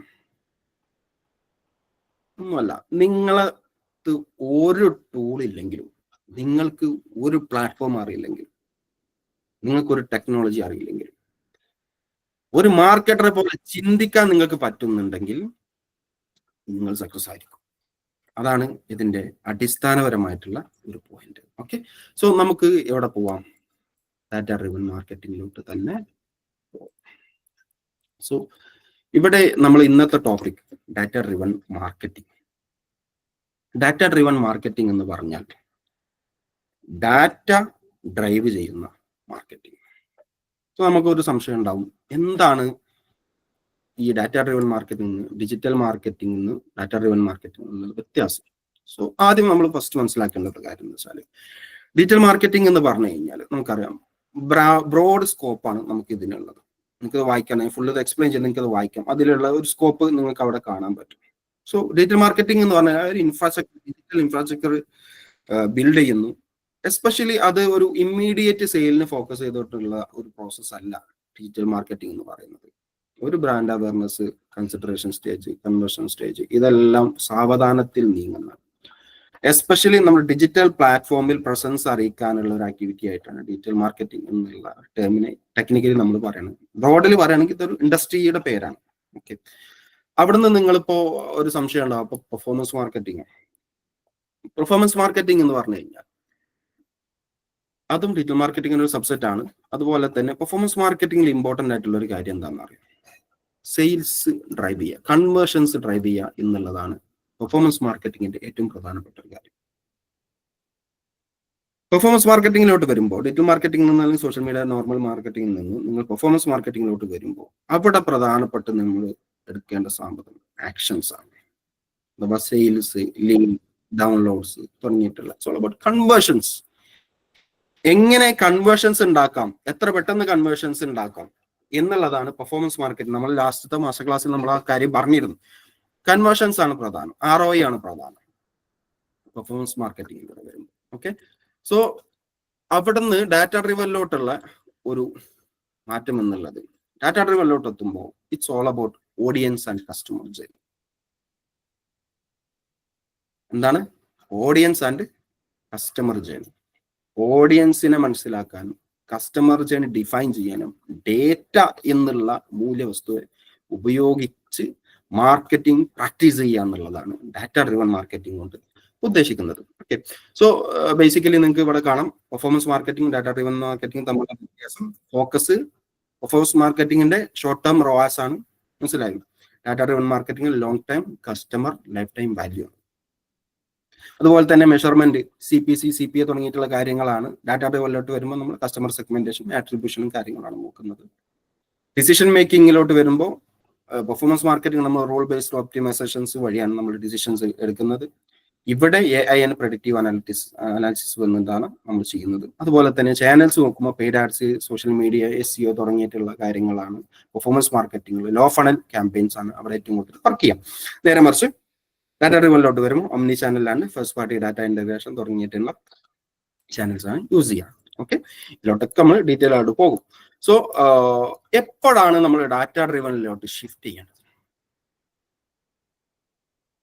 അതാണ് ഇമ്പോർട്ടന്റ് ആയിട്ടുള്ള ക്വസ്റ്റ്യൻ. നേരത്തെ ലത്തീഫ് സാർ ഇവിടെ ചോദിച്ചിട്ടുള്ള ഒരു കാര്യമാണ്. അഥവാ എപ്പോ, when we have shift to the data driven marketing. Okay, so data driven മാർക്കറ്റിംഗിലോട്ട് എപ്പോ ഷിഫ്റ്റ് ചെയ്യണം ചോദിച്ചു കഴിഞ്ഞാൽ, നിങ്ങളുടെ പെർഫോമൻസ് മാർക്കറ്റിംഗ് പ്ലേഷസ് ആണ് ഇൻ ഗ്രോത്ത്. അഥവാ പെർഫോമൻസ് മാർക്കറ്റിംഗിലൂടെ ഉള്ള ഗ്രോത്ത്, കിട്ടിക്കൊണ്ടിരിക്കുന്ന സെയില്, കൺവേർഷൻസ്, ഇതൊരു പ്ലേഷർ സ്റ്റാറ്റസിൽ ഇങ്ങനെ പോവാണ്, ഒരു നിരപ്പിൽ ഇങ്ങനെ പോവാണ്. അതിന് വലിയൊരു പുരോഗതി ഇല്ല, മനസ്സിലായി? വലിയൊരു പുരോഗതി കാണുന്നില്ല. കിട്ടിക്കൊണ്ടിരിക്കുന്ന സെയിൽസ് ഒക്കെ കിട്ടുന്നുണ്ട്, ഒരു ലെവൽ 1 നിന്ന് ലെവൽ 3 എത്തി. ഇനി ഇവിടുന്ന് പൊക്കാൻ പറ്റുന്നില്ല സാറേ. ലാസ്റ്റ് പെർഫോമൻസ് മാർക്കറ്റിംഗിന്റെ മാസ്റ്റർ ക്ലാസ് കഴിഞ്ഞ സമയത്ത് ഒരുപാട് ആളുകൾ ഇപ്പോഴും ചോദിച്ചുകൊണ്ടിരിക്കുന്ന കാര്യമാണ്, സാർ സെയില് വരുന്നുണ്ട്, ഇപ്പോഴും സെയില് വരുന്നുണ്ട്, ആഡ് ബഡ്ജറ്റ് ഒക്കെ ഉണ്ട്, പക്ഷെ ഇവിടെ നിന്ന് അങ്ങോട്ട് മേലോട്ട് കയറാൻ പറ്റുന്നില്ല. മനസ്സിലായോ? ഈ ഒരു പ്രശ്നം നിങ്ങൾക്ക് ഉണ്ടോ നിങ്ങളുടെ മാർക്കറ്റിംഗിൽ? It's time to data driven market. അതുപോലെ തന്നെ ക്യാമ്പയിൻ പെർഫോമൻസ് നല്ല രീതിയിൽ ആദ്യം കിട്ടിയിരുന്നു. ആദ്യം 3 ROAS, 6 ROAS, 10 ROAS ഒക്കെ കിട്ടി. ഞങ്ങൾ പിടിച്ചു 15 ROAS വരെ എത്തി. പക്ഷെ അതിന്റെ മേലേക്ക് ഒരു നിലക്കും പോകുന്നില്ല സർ, പറയുന്നവരുണ്ട്. അതുപോലെ തന്നെ ലാക്ക് ഓഫ് കസ്റ്റമർ ഇൻസൈറ്റ്സ്. നിങ്ങളുടെ കസ്റ്റമറിനെ കുറിച്ച് നിങ്ങൾക്ക് ഒരു ഇൻസൈറ്റ്സ് കിട്ടുന്നില്ല. ആരാണ് നമ്മുടെ കസ്റ്റമേഴ്സ്, എന്തിനാണ് കസ്റ്റമേഴ്സ്, എന്തിനാണ് നമ്മൾ അവർ നമ്മുടെ പ്രൊഡക്റ്റ് വാങ്ങിക്കുന്നത്, കറക്റ്റ് ആൻസർ ഇല്ല. അതുപോലെ തന്നെ inability to predict customer behaviour. Customer behaviour predict ചെയ്യാൻ പറ്റുന്നില്ല. ഒരു സീസൺ വരുമ്പോൾ, ഒരു പെരുന്നാൾ വരുമ്പോൾ, നോമ്പ് വരുമ്പോൾ, അല്ലെങ്കിൽ ക്രിസ്മസ് വരുന്ന സമയത്ത് എത്ര കണ്ട് കസ്റ്റമേഴ്സ് എന്നിൽ നിന്ന് പ്രോഡക്റ്റ് വാങ്ങും, എന്റെ പ്രോഡക്റ്റ് എത്ര കണ്ട് സെയിൽ ആവാൻ ചാൻസ് ഉണ്ട്, അതിനനുസരിച്ച് എത്ര ഇൻവെന്ററി ഇവിടെ കീപ്പ് ചെയ്യണം, ഇതിനെ കുറിച്ചൊന്നും നമുക്കൊരു എക്സാക്ട് ഡാറ്റ അല്ലെങ്കിൽ ഒരു അറിവ് അല്ലെങ്കിൽ ഒരു ഹോപ്പ് എടുക്കാൻ പറ്റുന്നില്ല. മനസ്സിലായോ? അതുപോലെ തന്നെ increasing competition in performance marketing. നമ്മളെ കോമ്പറ്റീറ്റേഴ്സ് എല്ലാവരും, ഞാൻ ഫസ്റ്റ് പലരും പറയുന്ന കേൾക്കുന്നത്, ഞാൻ ഡിജിറ്റൽ മാർക്കറ്റിംഗ് എന്റെ കമ്പനി സ്റ്റാർട്ട് ചെയ്ത സമയത്ത് ഞങ്ങൾ മാത്രമുള്ളായിരുന്നു മാർക്കറ്റിംഗ് ഓൺലൈനിൽ. ഇപ്പൊ എല്ലാ കമ്പനീസ് ഓൺലൈൻ മാർക്കറ്റിംഗ് ചെയ്യാൻ ഞാൻ എന്ത് ചെയ്യും? ആഡ് നമ്മളെക്കാൾ ഡബിൾ ആയിട്ട് ആഡ് സ്പെൻഡ് ഉള്ളവരാണ് അവര്. എന്തെങ്കിലും ചെയ്യാൻ പറ്റും. അതിനാണ് ആ ഒരു സമയത്തേക്കാണ് നമ്മൾ ഡാറ്റ ഡ്രിവൺ മാർക്കറ്റിംഗിലോട്ട് ഇറങ്ങേണ്ടത്. മനസ്സിലായോ? സോ ആ ഇറങ്ങുന്ന ഒരു സ്റ്റെപ്സ് എന്ന് പറഞ്ഞു കഴിഞ്ഞാൽ established clear KPI and ROAS. ഇപ്പൊ നിങ്ങൾ കിട്ടിക്കൊണ്ടിരിക്കുന്ന KPIs ഉണ്ട്, അത് എസ്റ്റാബ്ലിഷ് ആയിരിക്കണം. നിങ്ങൾക്ക് ആവശ്യത്തിനുള്ള സെയിൽ പോലും നിങ്ങളുടെ കമ്പനിയിൽ ഇല്ല, അല്ലെങ്കിൽ നിങ്ങളുടെ ക്ലയന്റിന് ഇല്ല, അത് ബ്രേക്ക് ഈവൻ ആവാനുള്ള ഒരു വരുമാനം പോലും, ഒരു സെയിൽസ് പോലും, കൺവേർഷൻസ് പോലും വരുന്നില്ലെങ്കിൽ is not acceptable or not suitable. മനസ്സിലായോ? ഡാറ്റ ഡ്രിവൺ ആയിട്ടില്ല. അതുപോലെ തന്നെ നിങ്ങൾക്ക് invest in first party collection. First party data collect ചെയ്യേണ്ടതാണ് അടുത്ത സ്റ്റെപ്പ്. അതുപോലെ തന്നെ utilise machine learning models use ചെയ്യണം. അതുപോലെ തന്നെ ഇംപ്ലിമെന്റ് മാർക്കറ്റിംഗ് ഓട്ടോമേഷൻ. ഈ 4 കാര്യങ്ങളിലൂടെയാണ് ഇതിന്റെ ഒരു ട്രാൻസിഷൻ നടക്കുന്നത്. ഓക്കെ, സോ ഇവിടെ നമ്മൾ അടുത്ത് പറയാൻ പോകുന്നത് core concepts of data driven transition. Data ഡ്രിവന്റെ ട്രാൻസിഷന്റെ കോർ കൺസെപ്റ്റ് ആണ് നമ്മൾ പറയാൻ പോകുന്നത്. ഓക്കെ, സോ എന്താണ് ആദ്യത്തെ കൺസെപ്റ്റ്? ആദ്യത്തെ കൺസെപ്റ്റ് എന്ന് പറഞ്ഞു കഴിഞ്ഞാൽ കസ്റ്റമർ ലൈഫ് ടൈം വാല്യൂ. എന്താണ് കസ്റ്റമർ ലൈഫ് ടൈം വാല്യൂ എന്ന് പറഞ്ഞാൽ? The predicted net profit attributed to the entire future relationship of customer. നേരത്തെ പറഞ്ഞിരുന്നു കസ്റ്റമർ ആണ് പ്രധാനം എന്ന് പറഞ്ഞിരുന്നു. ഈ കസ്റ്റമർ നിങ്ങൾക്ക് എൻറ്റയർ ഫ്യൂച്ചറിൽ, കസ്റ്റമറായിട്ടുള്ള എൻറ്റയർ ഫ്യൂച്ചർ റിലേഷൻഷിപ്പിൽ നിങ്ങൾക്ക് ഉണ്ടാക്കിയെടുക്കാവുന്ന നെറ്റ് പ്രോഫിറ്റിനെ നമുക്ക് എങ്ങനെ കാൽക്കുലേറ്റ് ചെയ്യാം? കസ്റ്റമർ ലൈഫ് ടൈം വാല്യൂ എന്നുള്ള രീതിയിൽ കാൽക്കുലേറ്റ് ചെയ്യാം. Okay, so customer life time value, that's the thing. എങ്ങനെ customer life time value create ചെയ്യാം അല്ലെങ്കിൽ കാൽക്കുലേറ്റ് ചെയ്യാം എന്നുള്ളതാണ്. ഡീറ്റെയിൽ ആയിട്ട് പറയും, ഞാൻ ജസ്റ്റ് പറഞ്ഞു പോകുന്നേ ഉള്ളൂ. ഓക്കെ, ആദ്യം നമുക്ക് average order value into average order frequency into average customer life time. Average order value എത്രയാണെന്ന് നോക്കാം, AOV എത്രയാണെന്ന് നോക്കാം, ഇൻറ്റു ആവറേജ് ഓർഡർ ഫ്രീക്വൻസി. എത്ര പെർ മന്ത് എത്ര ഓർഡേഴ്സ് ഈ കസ്റ്റമറിന് വരുന്നുണ്ട്, എത്രയാണ് അതിന്റെ ഫ്രീക്വൻസി. അതുപോലെ തന്നെ ആവറേജ് കസ്റ്റമർ ലൈഫ് സ്പാൻ. ഒരു കസ്റ്റമറെ നമുക്ക് മാക്സിമം എത്ര എടുക്കാൻ പറ്റും അല്ലെ? ഇപ്പോൾ ആവറേജ് ഒരു 2 പർച്ചേസ് ഉണ്ട്, പക്ഷേ ഈ കസ്റ്റമർ ഈ 2 പർച്ചേസ് ഒരു കൊല്ലത്തിന്റെ ഇടയിലാണ് ചെയ്യുന്നത് കുട്ടികൾ. ഓക്കെ, ഒരു കൊല്ലം 6 മാസം മുൻപ് ഒരു പർച്ചേസും 6 മാസം, അപ്പോൾ 1 വർഷം അതിന്റെ ലൈഫ് സ്പാൻ ആണ്. ഓക്കെ, അങ്ങനെയാണ് ഇത് കാൽക്കുലേറ്റ് ചെയ്യുക. ഇത് നിങ്ങൾക്ക് സ്ക്രീൻഷോട്ട് എടുത്ത് വെക്കാട്ടോ, കാരണം ഇത് സ്ലൈഡ് ഞാൻ ഗ്രൂപ്പിൽ ഷെയർ ചെയ്യില്ല, കാരണം ഇത് പിന്നെ ബോർഡാണ്, സ്ലൈഡ് അല്ല. Okay, so customer life time value കഴിഞ്ഞു കഴിഞ്ഞാൽ പിന്നെ അടുത്തുള്ളത് കസ്റ്റമർ സെഗ്മെന്റേഷൻ ആണ്. Customer segmentation and persona important ആയിട്ടുള്ള കളി ഇവിടെയാണ് കളിക്കുന്നത്. മനസ്സിലായോ? അഥവാ കസ്റ്റമർ സെഗ്മെന്റേഷൻ എന്ന് പറഞ്ഞു കഴിഞ്ഞാൽ, സെഗ്മെന്റേഷൻ എന്താണ്? Segmentation dividing customers into distinct groups based on shared characteristic. കസ്റ്റമറിൽ നിന്ന് നമുക്ക് കിട്ടിയിട്ടുള്ള ക്യാരക്ടറിസ്റ്റിക് വെച്ചിട്ട് കസ്റ്റമറിനെ വ്യത്യസ്തമായ ഗ്രൂപ്പുകളാക്കി തരംതിരിക്കാം. നമ്മൾ നേരത്തെ ലത്തീഫ് സാർ പറഞ്ഞിരുന്നു കൊഹോട്ട് അല്ലെ?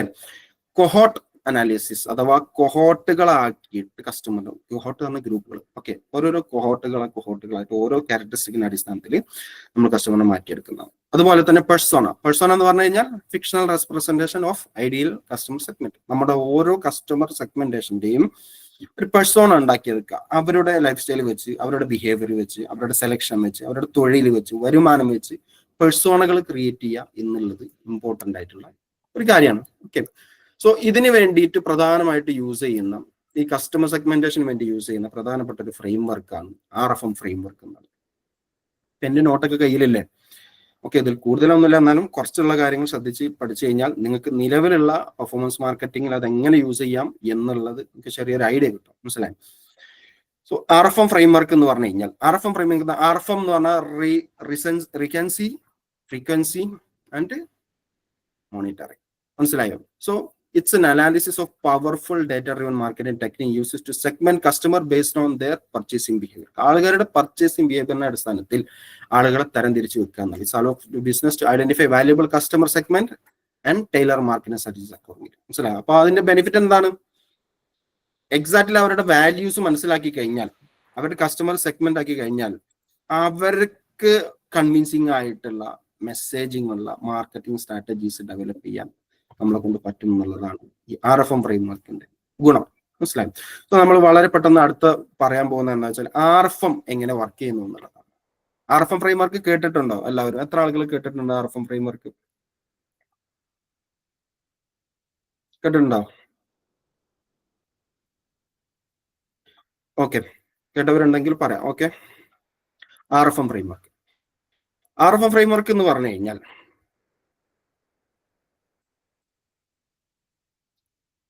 ഫസ്റ്റ് നമ്മൾ ഇതിൽ 6 ആണ് എടുക്കാൻ പോകുന്നത്. 6 എന്ന് പറഞ്ഞാൽ ഫ്രീക്വൻസി എന്ന് പറഞ്ഞു കഴിഞ്ഞാൽ this measures how recently A customer made A purchase. മനസ്സിലായോ? റീസൻസി എന്ന് പറഞ്ഞാൽ ഈ റീസെന്റ് ആയിട്ട് എപ്പോഴാണ്, എത്ര തവണയാണ് കസ്റ്റമർ പർച്ചേസ് ചെയ്തിട്ടുള്ളത്. അതുപോലെ തന്നെ it indicate customer engagement and റെസ്പോൺസിവ്നെസ്.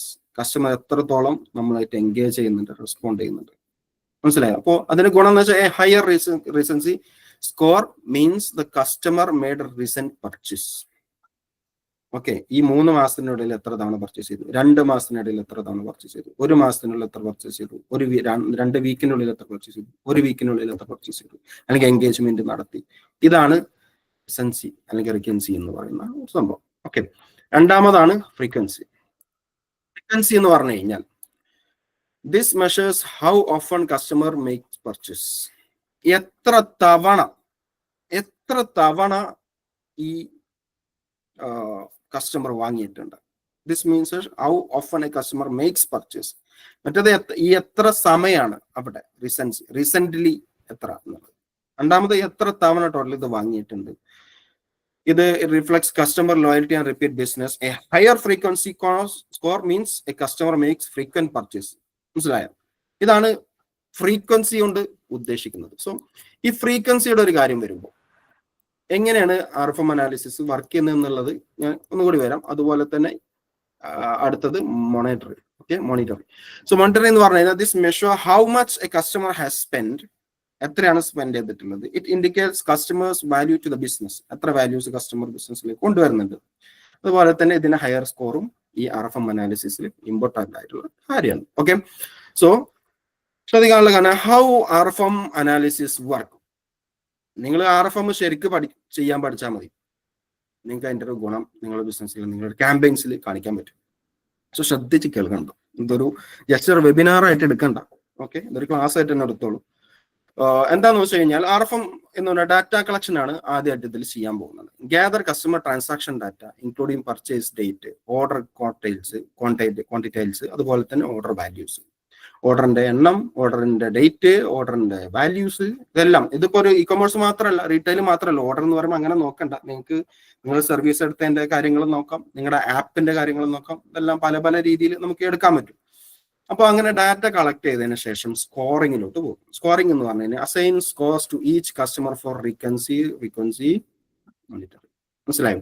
ഈ റീസൻസിയും ഫ്രീക്വൻസിയും മോണിറ്ററിംഗിലേക്കുള്ള സ്കോറുകൾ ഓരോന്ന് കൊടുക്കുകയാണ്. Typically customers are divided into segments, quartiles and ക്വാണ്ടിറ്റൈൽസ്.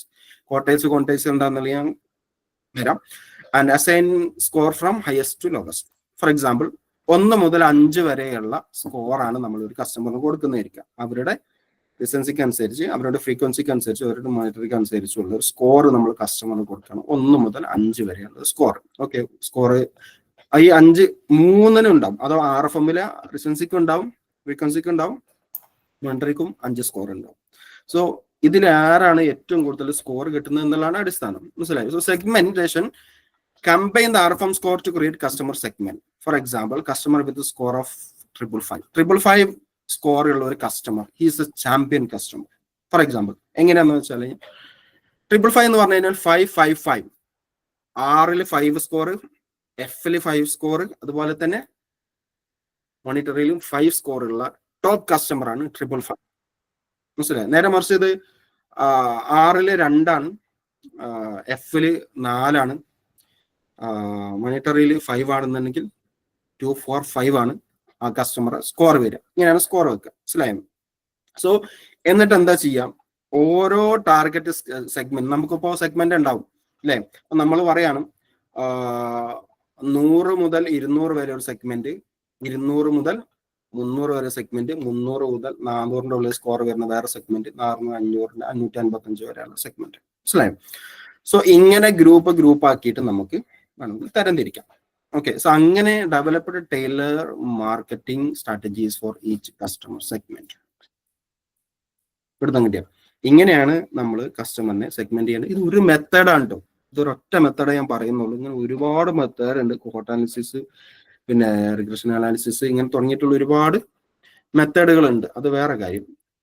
നമുക്ക് ഇതിന്റെ ഒരു എക്സാമ്പിൾ എടുക്കാം. ഓക്കെ, സോ എക്സാമ്പിൾ, ചാമ്പ്യൻസ് എന്ന് പറയുമ്പോൾ 555 സ്കോർ കിട്ടിയ ആൾക്കാർ, അവരാണ് നിങ്ങളുടെ ബെസ്റ്റ് കസ്റ്റമേഴ്സ്. അവർക്കുള്ള മാർക്കറ്റിംഗ് സ്ട്രാറ്റജി എന്താണ്? Offer exclusive rewards and loyalty programmes and personalised recommendation. മനസ്സിലായോ? 555 സ്കോർ ഉള്ളവര് അവർക്ക് വേണ്ടി മാത്രം നിങ്ങൾക്ക് ചെയ്യാൻ പറ്റുന്ന കാര്യം, അവർക്ക് നല്ല റിവാർഡ് തിരിച്ചു കൊടുക്കാം. കാരണം നമ്മളെ ബിസിനസ്സിനെ സക്സസ് ആക്കുന്ന പൊന്മുട്ടയിടുന്ന താറാവുകളാണ് 555, മനസ്സിലായോ? അതുപോലെ തന്നെ ലോയൽറ്റി പ്രോഗ്രാംസ് അവർക്ക് കൊടുക്കാം. അതുപോലെ പേഴ്സണലൈസ്ഡ് റെക്കമെൻഡേഷൻ, അവരുടെ പർച്ചേസ് ഡാറ്റ പഠിച്ച് അവർക്ക് ഈ സമയത്ത് എന്തായിരിക്കും ആവശ്യം എന്ന് മനസ്സിലാക്കി അവർക്ക് സെപ്പറേറ്റ് ഒരു ഇമെയിൽ ക്യാമ്പയിനോ ഒരു വാട്സപ്പ് ക്യാമ്പയിനോ എന്തെങ്കിലും ചെയ്യാം, മനസ്സിലായോ? സോ അടുത്തത് പൊട്ടൻഷ്യൽ ലോയൽറ്റീസ് എന്ന് പറഞ്ഞുള്ള കാറ്റഗറിയാണ്. പൊട്ടൻഷ്യൽ ലോയൽറ്റീസ് എന്ന് പറഞ്ഞു കഴിഞ്ഞാൽ 443, 444 തുടങ്ങിയിട്ടുള്ള 400 മുതലുള്ള കളിയുള്ള കസ്റ്റമേഴ്സ് ആണ്. അവര് 443 എന്ന് പറഞ്ഞു കഴിഞ്ഞാൽ എന്തായിരിക്കും?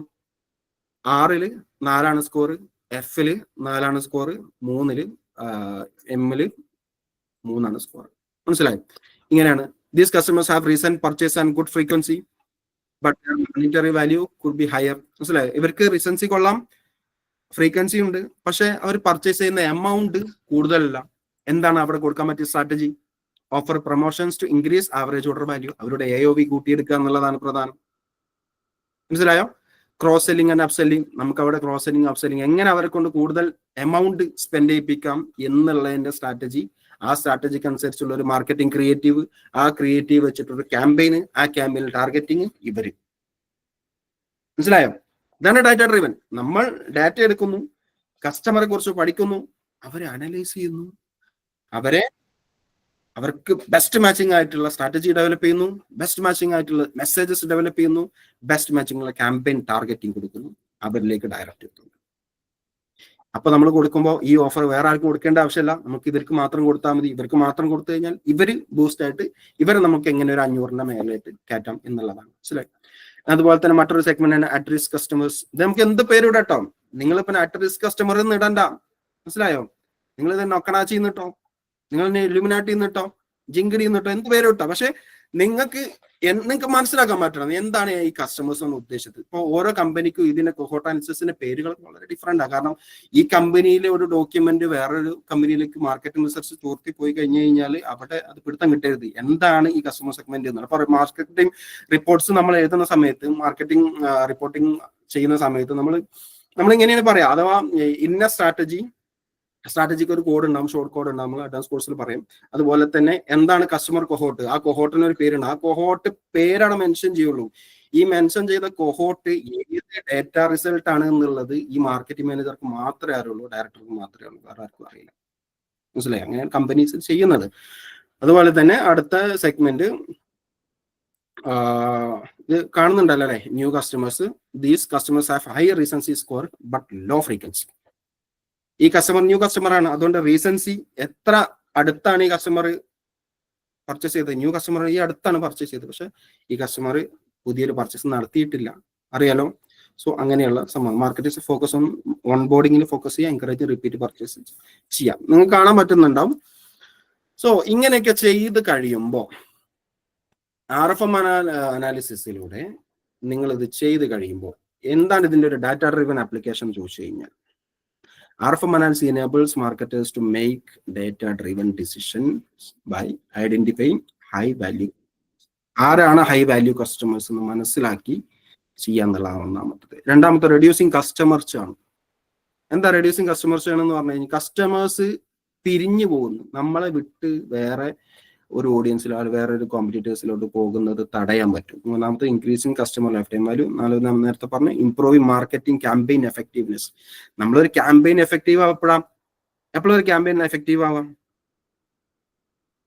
അറിയുന്നവരുണ്ടോ? പെർഫോമൻസ് മാർക്കറ്റേഴ്സ് ഉണ്ട് ഇതിൽ. എപ്പോഴാണ് ഒരു മാർക്കറ്റിംഗ് ക്യാമ്പയിൻ എഫക്റ്റീവ് ആവുക?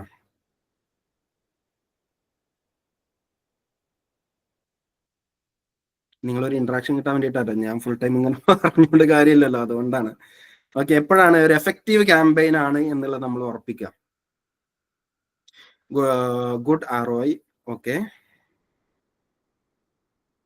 ബെറ്റർ ROI കിട്ടുമ്പോൾ, okay, budgeting, customer purchase, retention. അല്ല, നമ്മൾ ക്യാമ്പയിൻ നടന്നുകൊണ്ടിരിക്കുന്ന നടന്നു കഴിഞ്ഞ ക്യാമ്പയിൻ അല്ല, നടന്നുകൊണ്ടിരിക്കുന്ന ഒരു ക്യാമ്പയിൻ എഫക്റ്റീവ് ആണ് എന്നുള്ളത് നമ്മൾ എങ്ങനെയാണ് ഉറപ്പിക്കുക? നമുക്ക് എല്ലാവർക്കും അറിയുന്ന കാര്യമാണ് ഓൾറെഡി. നമ്മൾ പെർഫോമൻസ് മാർക്കറ്റിംഗ് മാസ്റ്റർ ക്ലാസ്സിൽ നമ്മളത് പറഞ്ഞിട്ടുള്ള കാര്യമാണ്. അഥവാ റൈറ്റ് മെസ്സേജ് റൈറ്റ് ടൈം, അല്ലെ? RRR മനസ്സിലായി? ആ മൂവിന്റെ പോസ്റ്റർ ആലോചിച്ചാൽ മതി. ഇതാണ് ഒരു ക്യാമ്പയിന് പെർഫോമൻസ്. റൈറ്റ് മെസ്സേജ് ആണോ നമ്മൾ കൊടുക്കുന്നത് എന്ന് ഉറപ്പിക്കുക, റൈറ്റ് ഓഡിയൻസ് ആണ് കൊടുക്കുന്നത് ഉറപ്പിക്കുക, റൈറ്റ് ടൈമിലാണ് ഉറപ്പിക്കുക. അതിൽ നിങ്ങൾക്ക് റൈറ്റ് മെസ്സേജ് നിങ്ങൾ ഒരു വിധം ക്രിയേറ്റീവ് നിങ്ങളത് എടുക്കും, ഇല്ലേ? എന്നാലും ഇത് റൈറ്റ് ആണെന്ന് അറിയണം എന്നുണ്ടെങ്കിൽ നമുക്ക് ഓഡിയൻസിനെ അറിയണം. റൈറ്റ് ഓഡിയൻസിലോട്ട് എന്ത് റൈറ്റ് മെസ്സേജ് കൊടുക്കണം, മനസ്സിലായോ? സോ റൈറ്റ് ഓഡിയൻസിനെ അറിയാന്നുള്ളത് ഇമ്പോർട്ടൻ്റ് ആയിട്ട്. അവിടെയാണ് ഡാറ്റ ഡ്രിവന്റെ പ്രധാനം. നോർമൽ പെർഫോമൻസ് മാർക്കറ്റിംഗിൽ റൈറ്റ് ഓഡിയൻസിനെ അറിയാൻ ചിലപ്പോൾ നമുക്ക് സമയം ഉണ്ടാവില്ല. കാരണം അവർക്ക് സെയിൽ ഇമ്പോർട്ടൻ്റ് ആയിട്ടുള്ള കാര്യമായിരിക്കും, കൺവേർഷൻ ഇമ്പോർട്ടൻ്റ് ആയിരിക്കും, ഇത്ര ലീഡ്സ് ഡെയിലി വേണം നിർബന്ധം ഉണ്ടാവും. അതുകൊണ്ട് നമുക്ക് അതൊന്നും ചെയ്യാൻ പറ്റില്ല. ഡാറ്റ ഡ്രിവനിൽ ഏറ്റവും കൂടുതൽ സമയം സ്പെൻഡ് ചെയ്യുന്ന ഓഡിയൻസിനെ മനസ്സിലാക്കാനും അത് സെഗ്മെന്റ് ചെയ്യാനും. അത് സെഗ്മെന്റ് ചെയ്ത് ഏതാണ് കറക്റ്റ് റൈറ്റ് ഓഡിയൻസ് മനസ്സിലാക്കി കഴിഞ്ഞാൽ അവർക്ക് കറക്റ്റ് മെസ്സേജ്, റൈറ്റ് മെസ്സേജ് നമുക്ക് ക്രിയേറ്റ് ചെയ്യാനും ക്രാഫ്റ്റ് ചെയ്യാനും പറ്റും. എന്നിട്ട് പിന്നെയാണ് റൈറ്റ് ടൈം. അത് അടുത്ത സെഷനിൽ പറയാം. അത് റൈറ്റ് ടൈം എന്ന് പറഞ്ഞു കഴിഞ്ഞാൽ നമ്മുടെ ഓഡിയൻസ് ഏത് പ്ലാറ്റ്ഫോമിൽ എപ്പോൾ വരുന്നു എന്നുള്ളത് മനസ്സിലാക്കി അവർ വരുന്ന സമയം, അവർ വരുന്ന കോണ്ടെക്സ്റ്റ്, അവർ വരുന്ന ലൊക്കേഷൻ, ഇതിൻ്റെയൊക്കെ അടിസ്ഥാനത്തിൽ ആ കസ്റ്റമറിന്റെ ആ സമയത്തെ ഇൻട്രസ്റ്റ് ഏതാണോ ആ ആഡ് കാണിക്കാനുള്ള ടെക്നോളജി നമ്മൾ കൈവശം ഉണ്ടാവുക എന്നുള്ള മൂന്നാമത്തത്. അതാണ് പ്രോഗ്രാമാറ്റിക് മാർക്കറ്റിംഗിലൂടെ നമ്മൾ ചെയ്യുന്നത്. മനസ്സിലായോ? സോ അത് നമ്മൾ സെക്കൻഡ് സെഷനിൽ നമ്മൾ പറയും. സോ ഇവിടെ നമ്മൾ പ്രധാനപ്പെട്ടത് പേഴ്സണലൈസ്ഡ് മാർക്കറ്റിംഗ് സാധ്യമാക്കുക എന്നുള്ളതാണ് ഏറ്റവും പ്രധാനപ്പെട്ട കാര്യം. ഓക്കെ, സോ ഇത് നമ്മൾ എടുത്തു കഴിഞ്ഞാൽ, ഈ RFM അനാലിസിസ് കഴിഞ്ഞാൽ പിന്നെ നമുക്ക് അടുത്തതായിട്ട് ബാക്കോട്ട് വരട്ടെ, കോർ കൺസെപ്റ്റ് വരുന്നത് കസ്റ്റമർ സെഗ്മെന്റേഷൻ കഴിഞ്ഞാൽ ആട്രിബ്യൂഷൻ മോഡലിംഗ്. ആട്രിബ്യൂഷൻ മോഡലിംഗ് എന്ന് പറഞ്ഞു കഴിഞ്ഞാൽ വായിക്കാൻ കിട്ടുന്നുണ്ടോ? Definition: assigning credit to different marketing touch points for conversion. അഥവാ മാർക്കറ്റിംഗ് ടച്ച് പോയിന്റ്സിന് credit to different marketing touch points for conversion. ഈ കൺവേർഷൻ വരാൻ കാരണമായ ടച്ച് പോയിന്റ് എന്താണ് എന്നുള്ളത് നമ്മൾ ഇത് അസൈൻ ചെയ്യുക എന്നുള്ളതാണ്. എന്ത് ചെയ്തപ്പോഴാണ്, എവിടെന്ന് ചെയ്തപ്പോഴാണ്, എങ്ങനെ ചെയ്തപ്പോഴാണ് ഈ കൺവേർഷൻ വന്നത് എന്ന് മനസ്സിലാക്കിയെടുക്കുക എന്നുള്ളത് ഒരു മാർക്കറ്റിങ്ങിനെ സംബന്ധിച്ചിടത്തോളം വളരെ പ്രധാനപ്പെട്ടതാണ്. That's what called attribution modelling. ഒരു ആട്രിബ്യൂഷൻ മോഡലിംഗ് ചെയ്യുന്നവരുണ്ടാവും ഇതിൽ. പെർഫോമൻസ് മാർക്കറ്റിംഗിൽ ചെയ്യാൻ പറ്റും, നമുക്ക് ഒരു പരിധി വരെ നമുക്കത് ചെയ്യാൻ പറ്റും, ചെയ്യുന്നവരുണ്ടാകും, അല്ലേ? സോ ഈ മോഡൽസ് എന്ന് പറയുമ്പോൾ പ്രധാനപ്പെട്ട ബേസിക്സ് ആയിട്ടുള്ള ഒരു models: first click attribution, last click attribution, linear attribution, time decay attribution, data driven attribution. നിങ്ങൾ പറഞ്ഞിട്ടുണ്ട് അട്രിബ്യൂഷൻസ് നോർമൽ ഉണ്ട്, അല്ലേ? അപ്പൊ എന്തൊക്കെയാണ് ആദ്യം നമ്മൾ നോക്കുന്നത്? എന്തൊക്കെയാണ് ടച്ച് പോയിന്റ്സ്? ടച്ച് പോയിന്റ്സ് എന്ന് പറഞ്ഞു കഴിഞ്ഞാൽ ഒന്ന് paid ads, Google ads, email marketing, content marketing, direct traffic, referral traffic. അഥവാ ഈ ടച്ച് പോയിന്റ്സിൽ ഏതൊക്കെ ടച്ച് പോയിന്റ്സിലൂടെയാണ്, ഏത് ടച്ച് പോയിന്റിൽ നിന്നാണ് നമ്മുടെ സെയിൽ നടന്നിട്ടുള്ളത്, കൺവേർഷൻ നടന്നിട്ടുള്ളത് എന്നുള്ളത് മനസ്സിലാക്കിയെടുത്താൽ നമുക്ക് അതിന്റെ അടുത്ത കാര്യങ്ങൾ പ്ലാൻ ചെയ്യാൻ പറ്റും അല്ലേ. For example last click attribution ഇതാണ് 100% credit goes to the last customer touch point. അഥവാ കസ്റ്റമർ അവസാനമായിട്ട് ചെയ്തിട്ടുള്ള ടച്ച് പോയിന്റ് അല്ലെങ്കിൽ മീറ്റ് ചെയ്തിട്ടുള്ള ടച്ച് പോയിന്റ് അത് ചിലപ്പോൾ ഗൂഗിൾ സെർച്ച് ആഡ് ആയിരിക്കും, ചിലപ്പോൾ നമ്മൾ ചെയ്ത ഡിസ്പ്ലേ ആഡ് കണ്ടിട്ടായിരിക്കും നേരെ പർച്ചേസിലോട്ട് വന്നു. പർച്ചേസ് ചെയ്യുന്നതിന്റെ അവസാനമായിട്ട് ലാസ്റ്റ് അവരെടുത്തിട്ടുള്ള ആക്ഷൻസ് എന്താണ്, ആ ആക്ഷൻസിനെ അടിസ്ഥാനമാക്കി മാറ്റി തിരിക്കുക എന്നുള്ളതാണ് ലാസ്റ്റ് ടച്ച് അല്ലെങ്കിൽ ലാസ്റ്റ് ക്ലിക്ക് ആട്രിബ്യൂഷൻ എന്ന് പറയുന്നത്. ഫസ്റ്റ് എന്ന് പറഞ്ഞു കഴിഞ്ഞാൽ ഫസ്റ്റ് ടച്ച് ആട്രിബ്യൂഷൻ. നമ്മൾ മാർക്കറ്റിംഗ് ക്യാമ്പയിനിലെ ആദ്യത്തെ നമ്മുടെ ടച്ച് പോയിന്റിൽ തന്നെ ക്ലിക്ക് ചെയ്ത് ആക്ഷൻ നടന്നു കഴിഞ്ഞാൽ നമ്മളതിനെ ഫസ്റ്റ് ടച്ച് ആട്രിബ്യൂഷൻ എന്ന് പറയും. പിന്നെ ലിനിയർ ആട്രിബ്യൂഷൻ, എല്ലാ ടച്ച് പോയിന്റ്സിനും തുല്യമായിട്ടുള്ള ക്രെഡിറ്റ് നമ്മൾ കൊടുക്കുകയാണ്.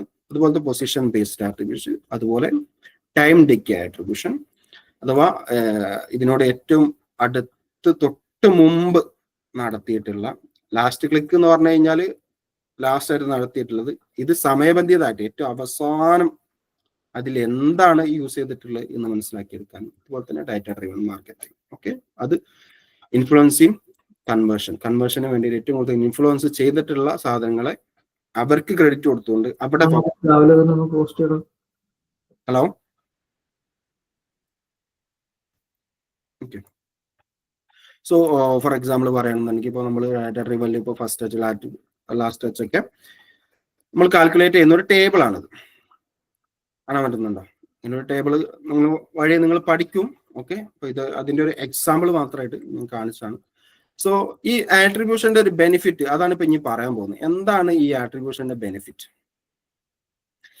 ആട്രിബ്യൂഷന്റെ ബെനിഫിറ്റ് എന്ന് പറഞ്ഞാൽ ഇംപ്രൂവ്ഡ് ROI, അത് തന്നെയാണ് മെയിൻ ആയിട്ടുള്ള benefit. Accurately identifies high value channels and campaigns. ഏത് ചാനലിൽ നിന്നാണ് അല്ലെങ്കിൽ ഏത് ക്യാമ്പയിനാണ് ഏറ്റവും ഹൈ വാല്യൂ കൊണ്ടുവരുന്നത് എന്നുള്ളത് മനസ്സിലാക്കുക. അങ്ങനെ മനസ്സിലാക്കി കഴിഞ്ഞാൽ maximise marketing budget, shift resource to top performers. മനസ്സിലായോ? നമുക്ക് ഏത് ചാനലിൽ നിന്നാണ്, ഇപ്പോൾ ഫേസ്ബുക്കിൽ നിന്നാണ് വരുന്നത്, അല്ലെങ്കിൽ ഗൂഗിൾ ആഡ്സ് നിന്നാണ് വരുന്നത്, അല്ലെങ്കിൽ പ്രോഗ്രാമാറ്റിക്കിൽ നിന്നാണ് വരുന്നത്, അല്ലെങ്കിൽ ഇമെയിൽ മാർക്കറ്റിംഗ് നിന്നാണ് വരുന്നത്, ഏത് ചാനൽസ് നിന്നാണ് അല്ലെങ്കിൽ ഏത് ടൈപ്പ് ഓഫ് ക്യാമ്പയിൻസ് നിന്നാണ് ഏറ്റവും കൂടുതൽ കൺവേർഷൻസ് വരുന്നതെന്ന് മനസ്സിലാക്കി കഴിഞ്ഞാൽ നമുക്ക് മാർക്കറ്റിംഗ് ബഡ്ജറ്റ് ഏറ്റവും കൂടുതൽ എവിടെ ഇൻവെസ്റ്റ് ചെയ്യാൻ പറ്റും, ആ ചാനലിൽ ആട്രിബ്യൂഷൻ ഇൻവെസ്റ്റ് ചെയ്യാൻ പറ്റും. മനസ്സിലായോ? രണ്ടാമത് ഒപ്റ്റിമൈസ്ഡ് ക്യാമ്പയിൻ പെർഫോമൻസ്. ക്യാമ്പയിൻ പെർഫോമൻസിനെ നമുക്ക് ഒപ്റ്റിമൈസ് ചെയ്യാം. ഡാറ്റ ഡ്രൈവൺ ഡിസിഷൻ മേക്കിംഗ്, അതുപോലെ തന്നെ എൻഹാൻസ്ഡ് കസ്റ്റമർ ജേർണി അണ്ടർസ്റ്റാൻഡിങ്, അതുപോലെ തന്നെ better budget allocation, increased personalisation. ഈ കാര്യങ്ങൾ നടത്താൻ വേണ്ടിയുള്ള മറ്റൊരു കോർ കൺസെപ്റ്റ് ഫ്രെയിംവർക്കാണ് ആട്രിബ്യൂഷൻ മോഡലിംഗ്. RFM വേറെയും ഒരുപാട് മെത്തേഡുകളുണ്ട്. ഓക്കെ, സോ ഇതാണ് ഫസ്റ്റ് ആയിട്ട് നമ്മൾ എന്ത് ചെയ്യാൻ പോകുന്നത്, കവർ ചെയ്യാൻ പോകുന്നത്. ഓക്കെ, ഇത് കഴിഞ്ഞ് കഴിഞ്ഞാൽ പിന്നെ ലാസ്റ്റ് ഒരു സാധനം കൂടി ഉണ്ട്, അതാണ് predictive analytics and machine learning. Data ഡ്രൈവിൽ വരുന്ന പ്രധാനപ്പെട്ട ഒരു കാര്യം. ഡെഫിനിഷൻ എന്ന് പറഞ്ഞാൽ predictive analytics uses historical data. നമ്മുടെ കസ്റ്റമേഴ്സിനെ കുറിച്ചും നമ്മുടെ ക്യാമ്പയിൻസിനെ കുറിച്ചുമുള്ള ഹിസ്റ്റോറിക്കൽ ഡാറ്റയും അതുപോലെ തന്നെ സ്റ്റാറ്റിക്കൽ അൽഗോരിതവും മെഷീൻ ലേണിംഗും ഒക്കെ ഉപയോഗിച്ചിട്ട് ഇതിനെ ഫോർകാസ്റ്റ് ആക്കി ഒരു ഔട്ട്കം തരിക എന്നുള്ളതാണ്. അഥവാ ബാക്കോട്ടുള്ള വിവരങ്ങളും ഡാറ്റ എടുത്ത് നിലവിലെ ക്യാമ്പയിൻ ഡേറ്റയും എടുത്ത് ഫ്യൂച്ചറിലോട്ട് എന്തായിരിക്കും എന്ന് പ്രെഡിക്റ്റ് ചെയ്യാൻ പറ്റുക എന്നുള്ളതാണ് ഡാറ്റ ഡ്രിവൺ മാർക്കറ്റിങ്ങിനെ മറ്റുള്ളവരിൽ നിന്ന് വ്യത്യസ്തമാക്കുന്ന പ്രധാനപ്പെട്ട ഒരു കാര്യം. So instead of looking what happened in the past, നമ്മൾ പാസ്റ്റിൽ ഇപ്പോൾ ആട്രിബ്യൂഷൻ എന്താണ് വന്നത് എന്നാണ് നോക്കിയത്. മനസ്സിലായോ? ക്യാമ്പയിൻ റിപ്പോർട്ടിങ്ങിൽ നമ്മൾ എന്താണ് വന്നത് എന്നാണ് നോക്കുന്നത്. അതെല്ലാം കഴിഞ്ഞിട്ട് അത് മാറ്റി വെച്ചിട്ട് ഇനി എന്ത് നടക്കും എന്ന് ആന്റിസിപ്പേറ്റ് ചെയ്യാൻ നമുക്ക് പ്രഡിക്റ്റീവ് അനലിറ്റിക്സിന്റെ സഹായം അല്ലെങ്കിൽ അതിന്റെ യൂസ് മാർക്കറ്റിങ്ങിനായിട്ട് കൊണ്ടുവരിക എന്നുള്ളതാണ് പ്രഡിക്റ്റീവ് അനലിറ്റിക്സ് ML ഉദ്ദേശിക്കുന്നത്. പിന്നെ മെഷീൻ ലേണിംഗിന്റെ കാര്യങ്ങൾ, ഇപ്പൊ ഡാറ്റ സയൻസ് നേരത്തെ സാർ പറഞ്ഞ പോലെ ഡാറ്റ സയൻസ് വളരെയധികം വികസിച്ചുകൊണ്ടിരിക്കുന്ന ഒരു കാലഘട്ടത്തിലാണ് നമ്മളുള്ളത്. വളരെയധികം വികസിച്ചുകൊണ്ടിരിക്കുകയാണ്. ഈ സംഭവം, ഈ ഡാറ്റ ഡ്രിവൺ മാർക്കറ്റ്, ഈ മെഷീൻ ലേണിംഗ്, ബിഗ് ഡാറ്റ എങ്ങനെ യൂസ് ചെയ്യുന്നു. അപ്പോൾ ഈ ഡാറ്റ എന്ന് പറഞ്ഞു കഴിഞ്ഞപ്പോൾ മനുഷ്യന് മാത്രം ചെയ്യാൻ പറ്റുന്ന കാര്യങ്ങളുണ്ട്, ഒരു AI അല്ലെങ്കിൽ ഒരു മെഷീൻ ലേണിംഗ് ML മോഡലിന് ചെയ്യാൻ പറ്റുന്ന കാര്യങ്ങളുണ്ട്. ഇത് രണ്ടും മിക്സ് ചെയ്ത് ഒരു ബിഗ് ഡാറ്റ എന്ന് പറയും നമ്മൾ. ഇത് മിക്സ് ചെയ്തിട്ടുള്ള ഒരു ഡാറ്റ പ്രാക്ടീസ് നമ്മൾ ഈ മാർക്കറ്റിങ്ങിൽ കൊണ്ടുവരാം. ഇപ്പോൾ ഫോർ എക്സാമ്പിൾ പറയുകയാണെങ്കിൽ ഒരു ഹൺഡ്രഡ്സ് ഓഫ് അല്ലെങ്കിൽ ലാക്സ് ഓഫ് ഡാറ്റ മനസ്സിലാക്കി അതിൽ നിന്നൊരു പാറ്റേൺ അണ്ടർസ്റ്റാൻഡ് ചെയ്യണമെങ്കിൽ നമുക്ക് ചിലപ്പോൾ വർഷങ്ങൾ എടുക്കും. പക്ഷെ ഒരു ML മോഡലിന് ചിലപ്പോൾ അത് നിമിഷങ്ങളെ കൊണ്ട് ചെയ്തെടുക്കാൻ പറ്റും. അപ്പോൾ ML ചെയ്യാൻ പറ്റുന്ന ഒരു കാര്യം അതാണ്. പക്ഷെ നമുക്ക് ചെയ്യാൻ പറ്റുന്ന കാര്യം, ഞാനിപ്പോൾ എൻ്റെ ബിസിനസ്സിൽ ഒരു പുതിയ ബ്രാഞ്ച് തുടങ്ങണോ വേണ്ടേ എന്ന ഡിസിഷൻ എടുക്കുന്നത് ML അല്ല, അത് ഞാനാണ്. മനസ്സിലായോ? സോ മനുഷ്യൻ്റെതായ ഇൻഫ്ലുവൻഷ്യൽ ഡിസിഷൻസ് എടുക്കാനും ആ ഡിസിഷൻസിന് നമുക്ക് ഡാറ്റയുടെ അടിസ്ഥാനത്തിൽ എങ്ങനെ ഉൾക്കൊള്ളാം എന്നുള്ളത് നമ്മളെ സഹായിക്കാനുമാണ് മെഷീൻ ലേണിംഗ് ഉള്ളത്.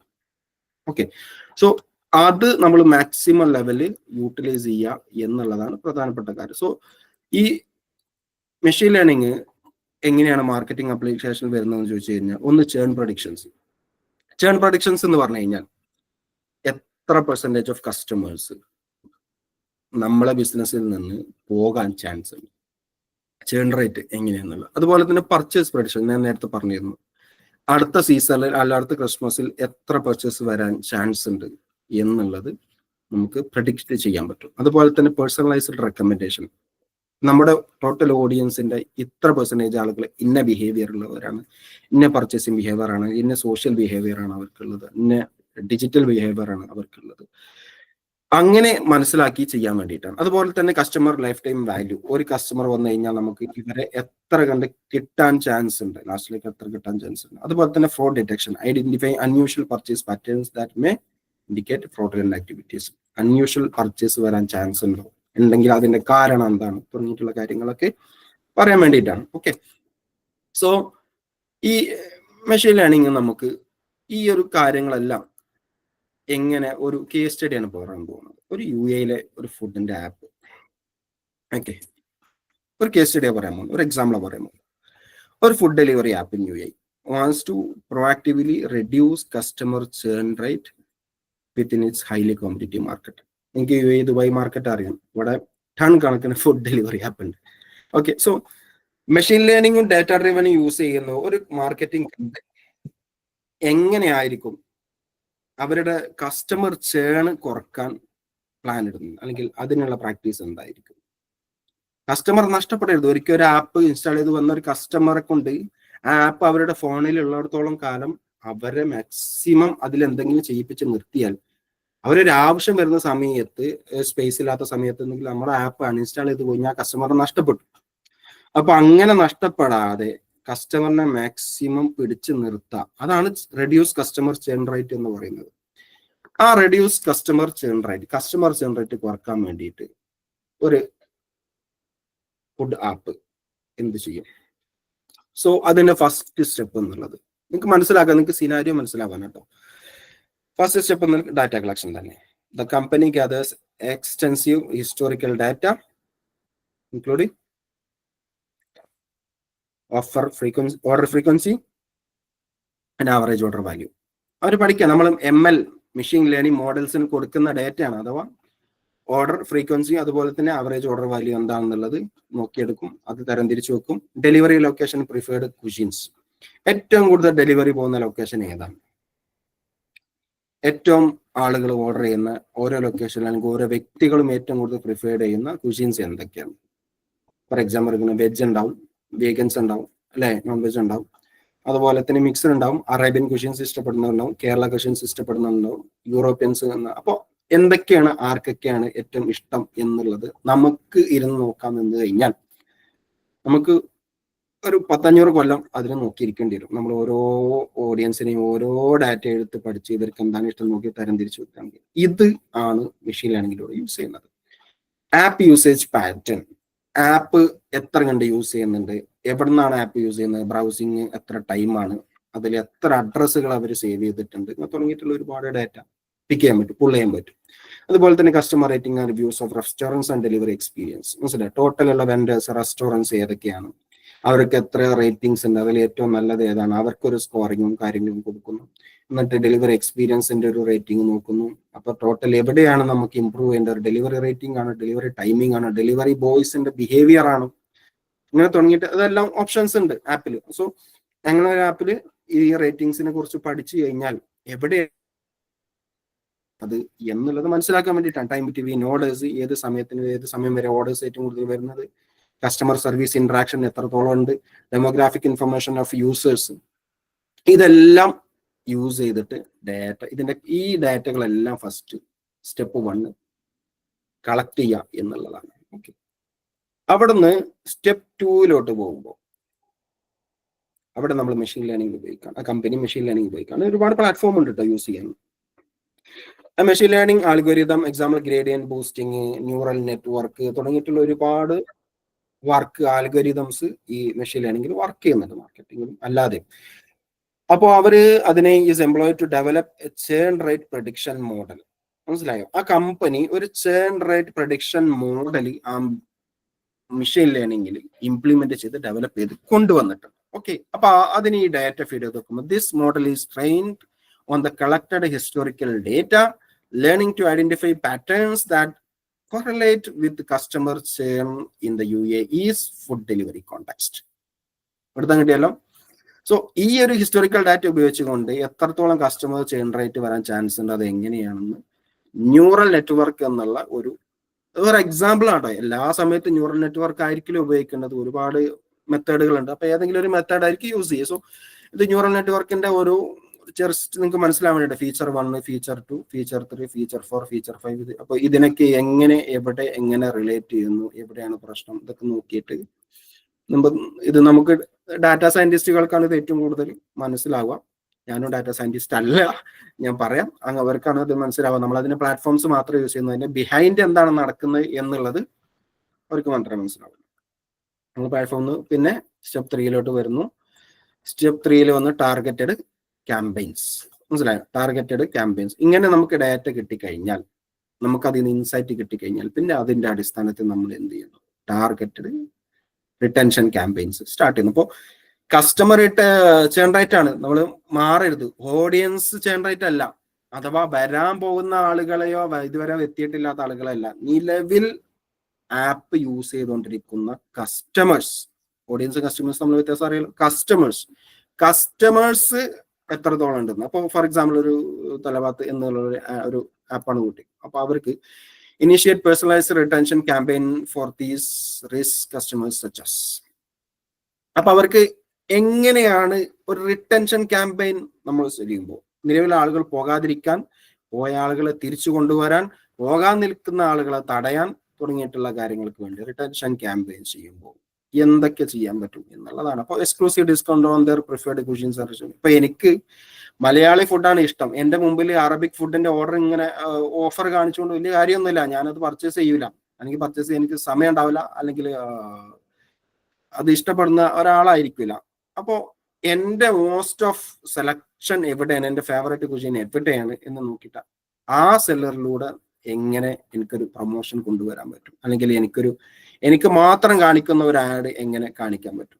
അതാണ് ആദ്യത്തെ സ്റ്റെപ്പ്.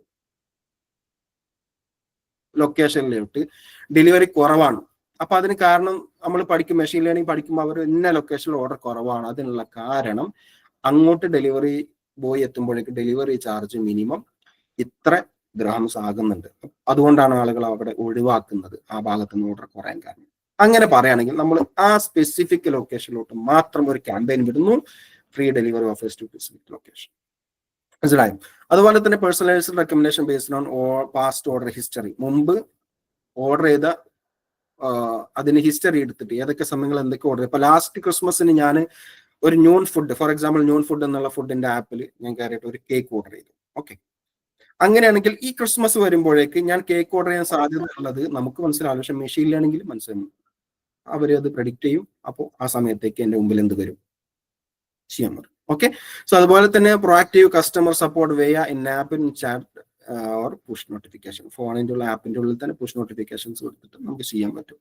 ലോയൽറ്റി പ്രോഗ്രാംസ് കൊടുക്കാം. അതുപോലെ തന്നെ surveys to understand reason of lack of activity. അവർ ആക്ടിവിറ്റി ചെയ്യാനുള്ള കാരണം ചില സമയത്ത് ചിലപ്പോൾ നമുക്കറിയില്ല, നമ്മുടെ ഫുഡ് ആപ്പിന്റെ സൈസ് കൂടുതലായിരിക്കാം, മറ്റുള്ള ആപ്പുകളുടെ സ്പേസ് എടുക്കുന്നുണ്ടാകാം, അല്ലെങ്കിൽ ഓവർ പുഷ് നോട്ടിഫിക്കേഷൻ വന്നിട്ട് അൺഇൻസ്റ്റാൾ ചെയ്തിട്ടുണ്ടാകും, അല്ലെങ്കിൽ നമ്മളെക്കാൾ നമ്മുടെ കോമ്പറ്റീറ്ററിന്റെ ആപ്പ് അവിടെ കയറിയതുകൊണ്ട് നമ്മുടെ ആപ്പ് പോയതായിരിക്കാം. പല കാരണങ്ങളുണ്ടാകും. അപ്പോൾ അതെല്ലാം സർവേയിലൂടെ നടത്തി അത് മനസ്സിലാക്കി റിട്ടൻഷൻ ക്യാമ്പയിൻ ചെയ്യുക എന്നുള്ളതാണ് ഇതിന്റെ കാര്യം. അപ്പോൾ ഇതിൽ പ്രധാനപ്പെട്ട ഒരു കാര്യം എന്താണെന്ന് വെച്ച് കഴിഞ്ഞാൽ, പേഴ്സണലൈസ്ഡ് കൺസിഡറേഷൻ ഇതിന് ഏറ്റവും വലിയ ബെനിഫിറ്റ് ആണ്. അഥവാ ആളുകൾക്ക് പേഴ്സണലൈസ്ഡ് ആയ ലോക്കലൈസ്ഡ് കൺസിഡറേഷൻ എന്ന് പറഞ്ഞു കഴിഞ്ഞാൽ thus model will take into account the seasonality of food orders in the UAE, such as increased orders during Ramadan or during the cooler months. അവർ പഠിക്കുകയാണ് ലോക്കലൈസ് കൺസിഡറേഷൻ. ഇപ്പോൾ ഇതേ ആപ്പിന് ചിലപ്പോൾ ഇന്ത്യയിൽ ആപ്പ് ഉണ്ടാവും, സൗദിയിൽ ആപ്പ് ഉണ്ടാവും, ഖത്തറിൽ ആപ്പ് ഉണ്ടാവും, പലയിടത്തും ആപ്പ് ഉണ്ടാവും. യു എയിൽ നിൽക്കുന്ന അല്ലെങ്കിൽ വേറെ എന്തെങ്കിലും ഒരു സ്പെസിഫിക് ലൊക്കേഷൻ, ഇപ്പോൾ യു എയുടെ ഉള്ളിൽ തന്നെ ദുബായ്, അബുദാബി, ഷാർജ 3 സ്റ്റേറ്റ് എടുക്കാമെന്ന് വിചാരിച്ചു. അപ്പോൾ അവിടെ വരുന്ന ഓർഡേഴ്സിനെ പഠിക്കണം, ML പഠിക്കുന്നുണ്ട്. അങ്ങനെ പഠിക്കുമ്പോൾ seasonality of food orders in UAE, such as increased orders during Ramadan, order കൂടും, ഫുഡിന്റെ ഓർഡർ കൂടും വിചാരിച്ചു. Okay, so it will also consider the high number of expat users and their diverse food preference. മാത്രമല്ല UAE പോലെയുള്ള ഒരു കൺട്രിയിൽ എക്സ്പാറ്റുകൾ കൂടുതലായതുകൊണ്ട് diverse food preference കൂടും, അല്ലെ? അറബ്സ് മാത്രമുള്ളതെങ്കിൽ അറബി ഫുഡ് മാത്രം നോക്കിയാൽ മതി. സോ ലോകത്ത് പല ആളുകളും ഉണ്ടാവും. സോ അങ്ങനെ ലോക്കൽ കൺസിഡറേഷനും കൂടി ചെയ്തുകൊണ്ടാണ് നമ്മളൊരു സ്ട്രാറ്റജിയിലോട്ട് പോകുന്നത്. അപ്പൊ അങ്ങനെ പോയി കഴിഞ്ഞാൽ ഫോർ എക്സാമ്പിൾ നിങ്ങൾക്ക് കാണിക്കാം. ഒരു എക്സാമ്പിൾ ആട്ടോ. ഓക്കെ, ഒരു എക്സാമ്പിൾ പറയുകയാണെന്നുണ്ടെങ്കിൽ ന്യൂ കാറ്റഗറി അവയർനെസ്, അതൊരു സൊല്യൂഷൻ ആണ്. അഥവാ നിലവിൽ ഇയാൾ കണ്ടിരിക്കാൻ ചാൻസ് ഇല്ലാത്ത, അയാളെ മനസ്സ് മാറ്റാൻ ചാൻസ് ഉള്ള പുതിയൊരു കാറ്റഗറിയെ പരിചയപ്പെടുത്തുക എന്നുള്ളത് ചിലപ്പോൾ ഒരു സൊല്യൂഷൻ ആയിരിക്കും. ഒരു ടെൻഷൻ നമുക്ക് പ്രെഡിക്റ്റ് ചെയ്യാൻ പറ്റും. സോ അങ്ങനെ കിട്ടിക്കഴിഞ്ഞാൽ ഒരാൾക്ക് ഇപ്പോൾ ഫോർ എക്സാമ്പിൾ ആപ്പ് യൂസ് ചെയ്യുന്നില്ല, അല്ല ആപ്പിൽ ഒരു നിശ്ചിത ഫുഡ് മാത്രമേ യൂസ് ചെയ്യുന്നുള്ളൂ, അപ്പൊ അയാളെ കൊണ്ട് ഇതുകൂടി ടേസ്റ്റ് ചെയ്യിപ്പിച്ചാൽ പിന്നീട് അയാൾ ഇതും ഓർഡർ ചെയ്യും. അപ്പൊ AOV കൂടും, ആ വ്യക്തിയുടെ AOV കൂടും, അവരുടെ ഓർഡർ വാല്യൂ കൂടും. സോ അവർക്ക് പുതിയൊരു കാറ്റഗറി എന്ത് ചെയ്യാൻ പറ്റും, ഇൻട്രൊഡ്യൂസ് ചെയ്യാൻ പറ്റും. ഇനി അതല്ല, ന്യൂ വെണ്ടർ അവയർനെസ്, നിങ്ങൾക്ക് രണ്ടാമത് ഇവിടെ കാണാം. ന്യൂ വെണ്ടർ അവയർനെസ് എന്ന് പറഞ്ഞാൽ പുതിയ ഇപ്പോൾ നിലവിൽ ഇപ്പോൾ ഫോർ എക്സാമ്പിൾ മലയാളികളൊക്കെ ആണെങ്കിൽ നമ്മളിപ്പോൾ ഞാനിവിടെ നിൽക്കുന്നിടത്ത് നിരന്തരമായിട്ട് ഓർഡർ ചെയ്യുന്ന റെസ്റ്റോറൻറ്റുകൾ ഉണ്ടാകും. അപ്പോൾ അവരിൽ നിന്ന് മാറി പുതിയ വെണ്ടേഴ്സിനെ പരിചയപ്പെടുത്താം. കാരണം നിലവിൽ ഒരു യൂസർ ചിലപ്പോൾ വരാതിരിക്കാൻ കാരണം അവർ ഓർഡർ ചെയ്ത സമയത്ത് അവർക്ക് ഫുഡ് ഡെലിവർ ചെയ്ത ആ റെസ്റ്റോറൻറ്റ് എന്തെങ്കിലും മിസ്റ്റേക്സ് കാണിച്ചതിൻ്റെ അടിസ്ഥാനത്തിൽ ആ ആപ്പിലുള്ള സെല്ലേഴ്സ് ഒന്നും കൊള്ളത്തില്ല എന്ന് പറഞ്ഞിട്ട് അവർ ആപ്പ് യൂസ് ചെയ്യാതിരിക്കായിരിക്കും. അപ്പൊ നമ്മൾ ആ ഒരു പെയിൻ പോയിന്റ് മനസ്സിലാക്കി കഴിഞ്ഞാൽ ഈ ആപ്പിൽ ഇവർ മാത്രമല്ല വേറെയും ഒരുപാട് പുതിയ സെല്ലേഴ്സ് ഉണ്ട്, അല്ലെങ്കിൽ ബ്രാൻഡഡ്. ഇപ്പോൾ ഒരു ആപ്പിൽ KFC ഇല്ല. ഓക്കെ, അപ്പൊ KFC വന്നതും ഇവർ അറിഞ്ഞിട്ടുണ്ടായില്ല. അപ്പൊ അങ്ങനെ KFC ഒരു വെണ്ടറായിട്ട് കയറിയിട്ടുണ്ടെങ്കിൽ, അല്ലെങ്കിൽ പുതിയ ഒരു ബ്രാൻഡ് കയറിയിട്ടുണ്ടെങ്കിൽ അവർ ഇതിൽ ഓൺബോർഡ് ചെയ്തിട്ടുണ്ട് എന്നുള്ള തുടങ്ങിയിട്ടുള്ള റിട്ടൻഷൻ. അപ്പോൾ നിലവിലുള്ള കസ്റ്റമറിന് വീണ്ടും പർച്ചേസിങ്ങിലോട്ട് എത്തിക്കാനും പുതിയത് ട്രൈ ചെയ്യാനും അതിലൂടെ ആപ്പിന്റെ വരുമാനം കൂട്ടാനും AOV കൂട്ടാനും പറ്റും. അതാണ് അതിന്റെ പ്രധാനപ്പെട്ട കാര്യം. മൂന്നാമത്തത് കോൺടെക്സ്റ്റുവൽ ടാർഗറ്റിംഗ്. അപ്പൊ റമദാൻ ആകുമ്പോൾ റമദാനിന്റെ മസ്റ്റ് ഹാവ് ആയിട്ടുള്ള കുറച്ച് കാര്യങ്ങളെല്ലാം ഒരു പാക്കേജ് ആയിട്ട് എങ്ങനെ വാങ്ങിക്കാം. സ്വാഭാവികമായിട്ടും റമദാൻ ആകുമ്പോൾ ഏതൊരു കസ്റ്റമറും ഒരേ സാധനം കൂടുതൽ വാങ്ങിക്കാനല്ല, ഒരുപാട് സാധനങ്ങൾ അവർക്ക് ഷോപ്പിംഗ് ഉണ്ടാകും. അപ്പൊ ഷോപ്പിംഗിന്റെ സമയത്ത് അവർ എസെൻഷ്യലി വാങ്ങാൻ ചാൻസ് ഉള്ള കാറ്റഗറി പ്രോഡക്ട്സ് എല്ലാം മനസ്സിലാക്കി അതിൽ നിന്ന് പിക്ക് ചെയ്തിട്ടുള്ള കുറച്ച് പ്രോഡക്ട്സുകൾ കാണിച്ചുകൊണ്ടുള്ള ഒരു ആഡാണ് കോൺടെക്സ്റ്റുവൽ ടാർഗറ്റിംഗ്. സോ ഇത് it's an example of data driven marketing. ഇതിന്റെ ബാക്കിൽ ഡേറ്റയുണ്ട്, മനസ്സിലായോ? നമ്മൾ ഒരു ഡിജിറ്റൽ മാർക്കറ്റിംഗ് കമ്പനി ഇരുന്നിട്ട് നമ്മൾ 4 ടേബിളിന്റെ അപ്പുറം ഇരുന്നിട്ട് ഇത് അങ്ങനെ ആയിരിക്കും, ഇതിങ്ങനെ ആയിരിക്കും, നമുക്ക് അതാണ് ചെയ്താലോ, ഇതാണ് ചെയ്താലോ എന്ന് പറഞ്ഞിട്ട് മാർക്കറ്റിംഗ് ചെയ്യുന്നതല്ല ശരിക്കുള്ള മാർക്കറ്റിംഗ്. നമ്മൾ ഡേറ്റ എടുക്കണം.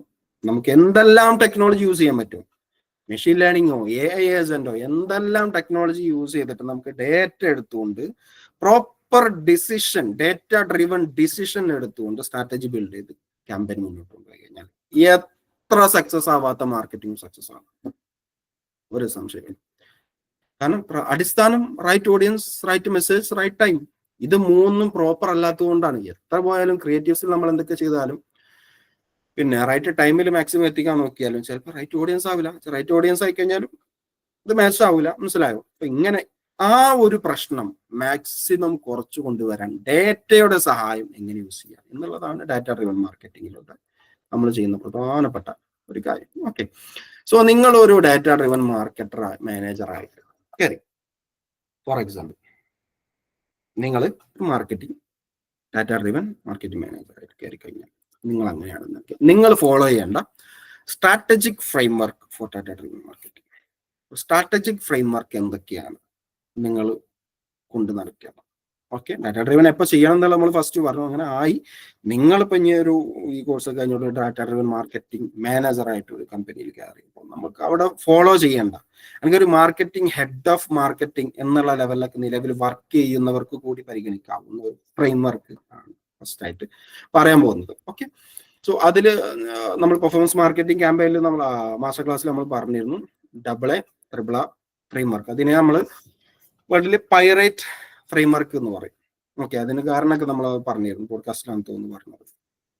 സോ ആ വീഡിയോസ് ഒക്കെ എൻ്റെ ചാനലിലുണ്ട്, ഒന്ന് കണ്ടാൽ മതി. So acquisition, activation, retention, referral, ഇതിപ്പോൾ നമ്മൾ എയ്ഡ മോഡൽ പോലെയുള്ള മറ്റൊരു സാധനമാണ്. ഇതിപ്പോൾ നമ്മൾ B2B യൂസ് ചെയ്യുന്നുണ്ട്, B2C യൂസ് ചെയ്യാൻ പറ്റും, എല്ലായിടത്തും പറ്റും. അതൊരു ഫ്രെയിം വർക്കാണ്, അതൊരു ഫണൽ ഫ്രെയിം വർക്കാണ്. Acquisition, the initial users entry points for engaging with your products and services. Activation, how effectively users move from curiosity to understanding how your product service provide them value. മൂന്നാമത്തെ retention ആണ്, how many users return to your product over a period of time. നാലാമത്തെ referral ആണ്. അഞ്ചാമത്തെ revenue ആണ്.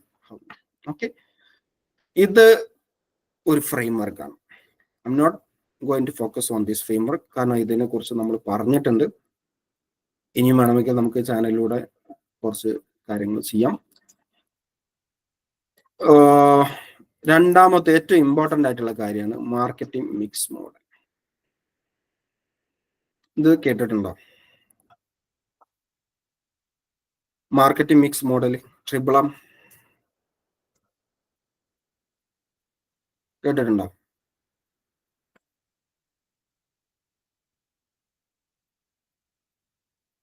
കേട്ടിട്ടില്ല. Okay, നിങ്ങളൊരു marketing മാനേജറായിട്ട് അല്ലെങ്കിൽ അങ്ങനെ ഒരു ജോലിയിലാണ് നിൽക്കുന്നതെന്നുണ്ടെങ്കിൽ നിങ്ങൾക്ക് ഏറ്റവും കൂടുതൽ യൂസ് ചെയ്യാൻ പറ്റുന്ന ഒരു മോഡലാണ് മാർക്കറ്റിംഗ് മിക്സ് മോഡൽ. മനസ്സിലായോ? എന്താണ് marketing mix model? Marketing mix model is a statistical analytics technique that measures the impact of various marketing activities on sales or other key performance indicators. മനസ്സിലായി? ഇത് സ്റ്റാറ്റിസ്റ്റിക്കൽ അനാലിസിസ് യൂസ് ചെയ്തുകൊണ്ട് various marketing ആക്ടിവിറ്റീസിലൂടെ sale കൊണ്ടുവരുന്നത് അളക്കുന്ന ഒരു രീതിയാണ് marketing mix model. അഥവാ ഇവിടെ digital മാത്രമായിരിക്കില്ല, ഇവിടെ എല്ലാം ഉണ്ട്. എല്ലാ മാർക്കറ്റിംഗ് മെത്തേഡ്സും ഇതിൽ യൂസ് ചെയ്യും. മനസ്സിലായി? It helps business understand how different marketing channels contribute overall revenue, optimise their marketing spend. ബിസിനസ്സുകളെ എങ്ങനെ ഡിഫറെന്റ് മാർക്കറ്റിംഗ് ചാനൽസിലൂടെ ഏത് മാർക്കറ്റിംഗ് ചാനലാണ് ഏറ്റവും കൂടുതൽ നന്നായിട്ട് കോൺട്രിബ്യൂട്ട് ചെയ്തത്, ഡിജിറ്റൽ മാർക്കറ്റിംഗ് ആണോ, ഓഫ്ലൈൻ മാർക്കറ്റിംഗ് ആണോ, ഏത് മാർക്കറ്റിംഗ് ആണ് തുടങ്ങിയിട്ടുള്ള പല രീതിയിലുള്ള മാർക്കറ്റിംഗ് നമ്മൾ ചെയ്തിട്ടുണ്ട്. ഫോർ എക്സാമ്പിൾ ഇമെയിൽ മാർക്കറ്റിംഗ് ഒക്കെ ചെയ്തിട്ടുണ്ട്. നേരത്തെ ആട്രിബ്യൂഷൻ പറഞ്ഞ പോലെ തന്നെ അതിനെ ടോട്ടൽ ലെവലിൽ മനസ്സിലാക്കാൻ വേണ്ടിയിട്ടാണ് മാർക്കറ്റിംഗ് മിക്സ് എന്നുള്ള ഒരു സംഭവം നമ്മൾ ചെയ്യുന്നത്. മനസ്സിലായി? സോ മാർക്കറ്റിംഗ് മിക്സിൽ വരുമ്പോൾ ഇത്രയും കാര്യങ്ങളാണ് പ്രധാനപ്പെട്ടത്. പിന്നെ നമ്മൾ നേരത്തെ പറഞ്ഞത് RFM മോഡൽ ഉണ്ട്, CLTV ഉണ്ട്, പ്രഡിക്റ്റീവ് ഡോട്ട് സ്കോർ ഉണ്ട്. ഈ 3-4 ഫ്രെയിം വർക്കുകൾ ഇമ്പോർട്ടൻ്റ് ആയിട്ട് നിങ്ങൾ മനസ്സിലാക്കിയിരിക്കണം. എവിടെ? ഒരു data driven marketing. Okay, so ഇത് നമ്മൾ കോഴ്സിൽ ഡീറ്റെയിൽ ആയിട്ട് പഠിക്കും. കാരണം എന്താ വെച്ചാൽ മാർക്കറ്റിംഗ് മിക്സ് മോഡൽ ഏറ്റവും ഇമ്പോർട്ടൻ്റ് ആയിട്ടുള്ള ഒരു കാര്യമാണ്. സോ ഇതിന്റെ ഒരു ഇത് ഞാൻ കാണിച്ചു തരാം, കീ കൺസെപ്റ്റ് ഞാൻ കാണിച്ചു തരാം. നേരത്തെ പറഞ്ഞു statistical analytics, historical data, attribution modelling, optimisations, ഇതൊക്കെയാണ് ഇതിൽ പ്രധാനമായിട്ടും ഉപയോഗിക്കുന്നത്. ഓക്കെ, സോ എങ്ങനെയാണ് ഈ മാർക്കറ്റിംഗ് മിക്സ് മോഡൽ വർക്ക് ചെയ്യുന്നത് എന്നുള്ളതാണ്. അത് വർക്ക് ചെയ്യുന്നത് ഒന്ന് data preparation, cleaning and transforming data for accuracy. രണ്ടാമത്തെ model valuation, assessing the models accuracy for reliability. ഓക്കെ, മൂന്നാമത്തത് ഒപ്റ്റിമൈസേഷൻ. ഒപ്റ്റിമൈസേഷൻ എന്ന് പറഞ്ഞു കഴിഞ്ഞാൽ allocating resource to effective channels. Okay, നാലാമത്തത് മോഡൽ ബിൽഡിംഗ്. മോഡൽ ബിൽഡിംഗ് എന്ന് പറഞ്ഞു കഴിഞ്ഞാൽ using statistical techniques to build a model. എന്ത് ഫ്രെയിംവർക്ക്, എന്ത് മോഡലിലൂടെ വേണം നമ്മൾ മാർക്കറ്റിംഗ് ചെയ്യാൻ. അഞ്ചാമത്തത് ഇൻസൈറ്റ് ജനറേഷൻ. നമ്മൾ മൊത്തം ഡാറ്റ അനലൈസ് ചെയ്തുകൊണ്ട് ഇതിൽ നിന്ന് ഒരു ഇൻസൈറ്റ് ഡെവലപ്പ് ചെയ്യുക. ഇത്രയും കാര്യങ്ങൾ ചെയ്തുകൊണ്ടാണ് നമുക്ക് ട്രിബിളം മെത്തേഡ് വർക്ക് ചെയ്യുന്നത്. മനസ്സിലായി? സോ ഇതിന്റെ ഒരു ബെനിഫിറ്റ്, എന്തുകൊണ്ട് നിങ്ങൾ ട്രിബിളം മെത്തേഡ് വർക്ക് ചെയ്യണം എന്ന് ചോദിച്ചു കഴിഞ്ഞാൽ, ഏറ്റവും പ്രധാനപ്പെട്ട measure of offline and online impact. നിങ്ങൾക്ക് ഓൺലൈനിൽ നിന്നാണോ ഓഫ്ലൈനിൽ നിന്നാണോ ഏറ്റവും കൂടുതൽ ഇമ്പാക്ട് വരുന്നതെന്ന് മനസ്സിലാക്കാൻ മാർക്കറ്റിംഗ് മാനേജർ എന്ന രീതിയിൽ നിങ്ങൾ യൂസ് ചെയ്യുന്ന സാധനം കേട്ടോ. നോർമൽ നമ്മൾ ഒരു മാർക്കറ്റിംഗ് മാനേജർ ആയിട്ട് നിങ്ങൾ ഒരു നല്ലൊരു കമ്പനിയിൽ ജോയിൻ ചെയ്തു. അങ്ങനെ ജോയിൻ ചെയ്ത് കഴിഞ്ഞാൽ നിങ്ങളാണ് head of marketing, total marketing. നിങ്ങൾ എന്താണ് പെർഫോമൻസ് മാർക്കറ്റായി കയറി വരുമ്പോൾ നിങ്ങളാണ് ഹെഡ് ഓഫ് മാർക്കറ്റിംഗ്. നിങ്ങൾക്ക് കൃത്യമായ ധാരണ ഉണ്ടായിരിക്കണം എന്താണ് മെഷർ ചെയ്യേണ്ടത്. മനസ്സിലായി? സോ മെഷർ ചെയ്യേണ്ട ഒന്നാമത്തെ കാരണം ഓഫ്ലൈനും ഓൺലൈനും തമ്മിലുള്ള ഡിഫറൻസ് എന്താണ് ഏതിലാണ് ഏറ്റവും കൂടുതൽ റവന്യൂ വന്നുകൊണ്ടിരിക്കുന്നത്. മനസ്സിലായി? രണ്ടാമത്തത് ഹോളിസ്റ്റിക് വ്യൂ. ഇതുകൊണ്ടുള്ള ഗുണമാണ്, ഒരു ഹോളിസ്റ്റിക് വ്യൂ നമുക്ക് ഇതുകൊണ്ട് കിട്ടും. ടോട്ടൽ മാർക്കറ്റിംഗ് മുകളിൽ നിന്ന് നോക്കി കാണുമ്പോൾ holistic view. Okay. 3 derive long time insight.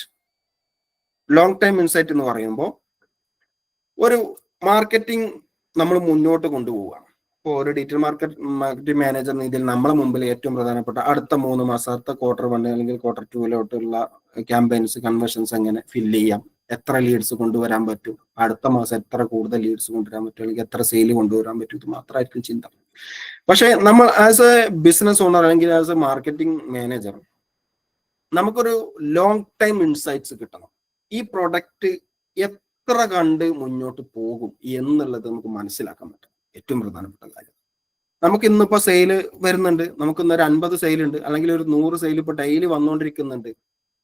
Normal ആളുകൾ അവിടെ ഇരിക്കും, ഓക്കെ ഇത് കിട്ടുന്നുണ്ടല്ലോ പോരട്ടെ എന്ന് പറഞ്ഞിട്ട് അങ്ങനെ ഇരിക്കും. പക്ഷെ അതല്ല ഒരു ഡാറ്റ ഡ്രിവൻ മാർക്കറ്റിംഗ് മാനേജർ അല്ലെങ്കിൽ ഒരു ഹെഡ് ഓഫ് മാർക്കറ്റിംഗ് എന്നുള്ള പേഴ്സൺ ചിന്തിക്കാത്ത ലോങ് ടേമിൽ എന്താണ് സംഭവിക്കാൻ പോകുന്നത്, എന്തായിരിക്കും സംഭവിക്കുക, ഇത് മനസ്സിലാക്കി അതിനനുസരിച്ച് ലോങ് ടൈം സ്ട്രാറ്റജീസ് അലൈൻ ചെയ്ത് വെക്കുക എന്നുള്ളതാണ് എന്ത് ചെയ്യണം മാർക്കറ്റിംഗ് മാനേജർ ചെയ്യേണ്ടത്. അതുപോലെ തന്നെ ഒപ്റ്റിമൈസ് ബജറ്റ് അലോക്കേഷൻ.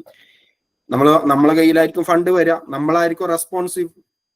അപ്പോൾ പലരോട് ചോദിക്കാറുണ്ട് എത്ര ഫണ്ട് ഇടണം, എവിടെ ഫണ്ട് ഇടണം എന്നുള്ളത് മനസ്സിലാക്കാനുള്ള ഒരു ഫ്രെയിംവർക്ക് കൂടെയാണ് മാർക്കറ്റിംഗ് മിക്സ് മോഡൽ. മനസ്സിലായി? ഇത് ഞാൻ വെറുതെ പറയുന്നല്ല കേട്ടോ, ലോകത്തെ എല്ലാ നമ്പർ 1 കമ്പനികളും യൂസ് ചെയ്യുന്നത് ഈ മെത്തേഡാണ്. നല്ല ടോപ്പ് ലെവൽ MNCകളും യൂസ് ചെയ്യുന്നത് ഈ മാർക്കറ്റിംഗ് മിക്സ് മോഡൽ വെച്ചിട്ടാണ്. അങ്ങനെയാണ് അവർ ബിസിനസ് ഡ്രൈവ് ചെയ്തിട്ട് മുന്നോട്ട് കൊണ്ടുവരുന്നത്. മനസ്സിലായി? ഒരു ഡീറ്റെയിൽ മാർക്കറ്റിംഗ് ചെയ്തുകൊണ്ടോ കേവലം ഒരു പെർഫോമൻസ് മാർക്കറ്റിംഗ് ചെയ്തുകൊണ്ടോ ഒരു കമ്പനിക്ക് സസ്റ്റൈനബിലിറ്റി ഉണ്ടാവില്ല. അതാണ് പ്രധാനം. നിങ്ങൾക്ക് സെയിൽ വരും, ഇത്ര സെയിൽ വരും, അത്ര സെയിൽ വരും എന്നുള്ള പറഞ്ഞ സെയിലുകളൊക്കെ ഉണ്ടാവും, പക്ഷെ സസ്റ്റൈനബിലിറ്റി ഉണ്ടാവില്ല. അതാണ് പ്രധാനപ്പെട്ട കാര്യം. നമ്മൾ ചെയ്യുന്ന കാര്യം സസ്റ്റൈനബിൾ ആയിരിക്കുക എന്നുള്ളത് പ്രധാനപ്പെട്ട കാര്യമാണ്. അതുപോലെ തന്നെ മെഷർ ചാനൽ എഫക്റ്റീവ്നെസ്. ഓരോ ചാനലിന്റെയും മെഷർ ചെയ്യുക, അത് സപ്പോർട്ട് സ്ട്രാറ്റജിക് പ്ലാൻ, എന്നിട്ട് സ്ട്രാറ്റജിക് പ്ലാനിനെ സപ്പോർട്ട് ചെയ്യുക. മനസ്സിലായോ? സോ നമ്മൾ നേരത്തെ പറഞ്ഞു എന്താണ് ആട്രിബ്യൂഷൻ എന്നുള്ളത്, എന്താണ് മാർക്കറ്റിംഗ് മിക്സ് മോഡൽ എന്നുള്ളത്. ഇതിന് പ്രധാനപ്പെട്ട വ്യത്യാസം എന്ന് വെച്ചാൽ MMM എന്ന് പറഞ്ഞ provides A broader and more holistic view with digital attribution focus on online interaction. Digital attribution എന്ന് പറയുമ്പോൾ ഓൺലൈൻ ഇന്ററാക്ഷന്റെ ഒരു വ്യൂ ആണെങ്കിൽ MMM എന്ന് പറയുന്നത് ഒരു ഹോളിസ്റ്റിക് വ്യൂ ആണ്. രണ്ടാമത്തത് ഡേറ്റ. ഏറ്റവും പ്രധാനപ്പെട്ട തന്നെ data uses aggregated historical data, well digital attribution uses granular user level data. മനസ്സിലായോ? നമ്മൾ ഡിജിറ്റൽ ആട്രിബ്യൂഷനിൽ ഗ്രാനുലർ ലെവലിലുള്ള ഒരു യൂസർ ലെവലുള്ള ഡാറ്റ മാത്രം എടുത്തുകൊണ്ട് വെക്കണം. പക്ഷെ ഇതിന്റെ പുറത്തേക്ക് നമ്മുടെ പുറത്തു നിന്നുള്ള ഓഫ്ലൈൻ ഡാറ്റയും എല്ലാം കൂട്ടി വെച്ചിട്ട് ഒരു വലിയ ഹിസ്റ്റോറിക്കൽ ഡാറ്റ വെച്ചുകൊണ്ട് നമ്മൾ യൂസ് ചെയ്യുക എന്നുള്ളതാണ് ഏറ്റവും പ്രധാനപ്പെട്ട കാര്യം. അതുപോലെ തന്നെ ടൈം ഫ്രെയിം, ഏത് ടൈം ഫ്രെയിം വരെ എന്നുള്ള ബേസിൽ ഒരു ഇൻസൈറ്റ്സ് വേണം. അതുപോലെ തന്നെ ഓഫ്ലൈൻ വേഴ്സസ് ഓൺലൈൻ, ഇത് രണ്ടും ഇമ്പോർട്ടൻ്റ്. അപ്പോൾ ഡിജിറ്റൽ ആട്രിബ്യൂഷൻ എന്ന് പറയുമ്പോൾ അവിടെ ഓൺലൈൻ മാത്രമേ ഉണ്ടാവൂ. ഓൺലൈനിലെ ആളുകൾ എന്തുകൊണ്ട് വന്നു, എവിടെ വന്നു, എപ്പോൾ വന്നു, ഏത് ചാനലിൽ നിന്ന് വന്നു, ഇതെല്ലാം നമുക്ക് മനസ്സിലാക്കും. മാർക്കറ്റിംഗ് മിക്സ് മോഡലിലാണ് നമുക്ക് എപ്പോഴും എന്ത് വരുന്നത്, ഈ ഒരു ഓഫ്ലൈനും കൂടി കൂട്ടിയിട്ട് ഒരു ഫിജിറ്റൽ മാർക്കറ്റിംഗ്. നിങ്ങൾ ഫസ്റ്റ് കണ്ടിട്ടുണ്ടാവും, എൻ്റെ ലിങ്ക്ഡിന്റെ കവർ ഞാൻ ഫസ്റ്റിൽ ഇവിടെ ഇട്ടിരുന്നു. അപ്പൊ അതിൽ കണ്ടിട്ടുണ്ടാവും phygital marketing, physical plus digital മാർക്കറ്റിംഗിനാണ് ഫിജിറ്റൽ മാർക്കറ്റിംഗ് എന്ന് പറയാം. ഈ ഫിജിറ്റൽ മാർക്കറ്റിംഗ് സ്ട്രാറ്റജീസ് നമ്മളൊരു ബ്രാൻഡ്, ഇപ്പൊ നമ്മളെ കയ്യിലൊരു D2C ബ്രാൻഡ് വന്നു, അല്ലെങ്കിൽ നമ്മളെ കയ്യിലൊരു ബ്രാൻഡ് നമുക്ക് ഓൺബോർഡ് ചെയ്യേണ്ടി വന്നു. ഇതിനെ ലോങ് ടേമിൽ എങ്ങനെ കൊണ്ടുപോകണം? നിങ്ങളൊരു കൺസൾട്ടന്റ് ആയിട്ട് മാറാൻ, നിങ്ങൾക്കൊരു കൺസൾട്ടന്റ് ആവണം ഭാവി. ഈ ഒരു സെൻസാണ് നമുക്ക് വേണ്ടത്. ഒരു ബ്രാൻഡിന് കിട്ടുമ്പോൾ ബിസിനസ് ഓണർ പറയണം എനിക്ക് ഇത്ര സെയിൽ വേണം, ഇത് ഇത്ര വേണം പറയുമ്പോൾ നമ്മൾ അതിൽ കിടന്ന് കെട്ടി മറിയാതെ സെയിൽ അവിടെ സൈഡിൽ വന്നിട്ട് ഇതിനെ ലോങ് ടേമിലോട്ട് എങ്ങനെ ബിൽഡ് ചെയ്ത് കൊണ്ടുവരണം. അങ്ങനെയാണ് ഇന്ത്യയിലുള്ള എല്ലാ ബ്രാൻഡ്സും, ലോകത്തുള്ള എല്ലാ ബ്രാൻഡ്സും D2C ബ്രാൻഡ്സ് ഒക്കെ ഡെവലപ്പ് ചെയ്തിട്ടുള്ളത് ഈ മാർക്കറ്റ് മിക്സ് മോഡൽ വെച്ചിട്ടാണ്. ഇത് പ്രോപ്പറായിട്ട് എങ്ങനെ യൂസ് ചെയ്യണം എന്നുള്ള അറിവാണ് നമ്മൾ പ്രധാനമായിട്ടും പഠിക്കാൻ പോകുന്നത്. ഓക്കെ, സോ ഒരു 5 മിനിറ്റ് റെസ്റ്റ് ഇടുന്നുണ്ട്. ഇതാണ് നമ്മുടെ ഡാറ്റ ഡ്രൈവന്റെ ഒരു ചെറിയൊരു സൈഡ്. ഓക്കെ, ഇനി നമ്മൾ ഈ ഡാറ്റ ഡ്രൈവൻ നമ്മൾ നേരത്തെ പറഞ്ഞ പോലെ റൈറ്റ് ഓഡിയൻസിനെ കണ്ടെത്താനുള്ള കാര്യങ്ങൾ പറഞ്ഞു, റൈറ്റ് മെസ്സേജ് എപ്പോൾ എങ്ങനെ കൊടുക്കാന്ന് പറഞ്ഞു. ഇനി നമ്മൾ നോക്കുന്ന റൈറ്റ് ടൈം, ഏറ്റവും നല്ല ടെക്നോളജി യൂസ് ചെയ്തുകൊണ്ട് എങ്ങനെ എടുക്കാം എന്നുള്ളതാണ്. അപ്പൊ അതിലേക്ക് നമ്മൾ ചെയ്യാൻ പോകുന്ന ഏറ്റവും പ്രധാനപ്പെട്ട ഒരു കാര്യം എന്താണെന്ന് വെച്ചാൽ പ്രോഗ്രാമാറ്റിക് മാർക്കറ്റിംഗ് ആണ്.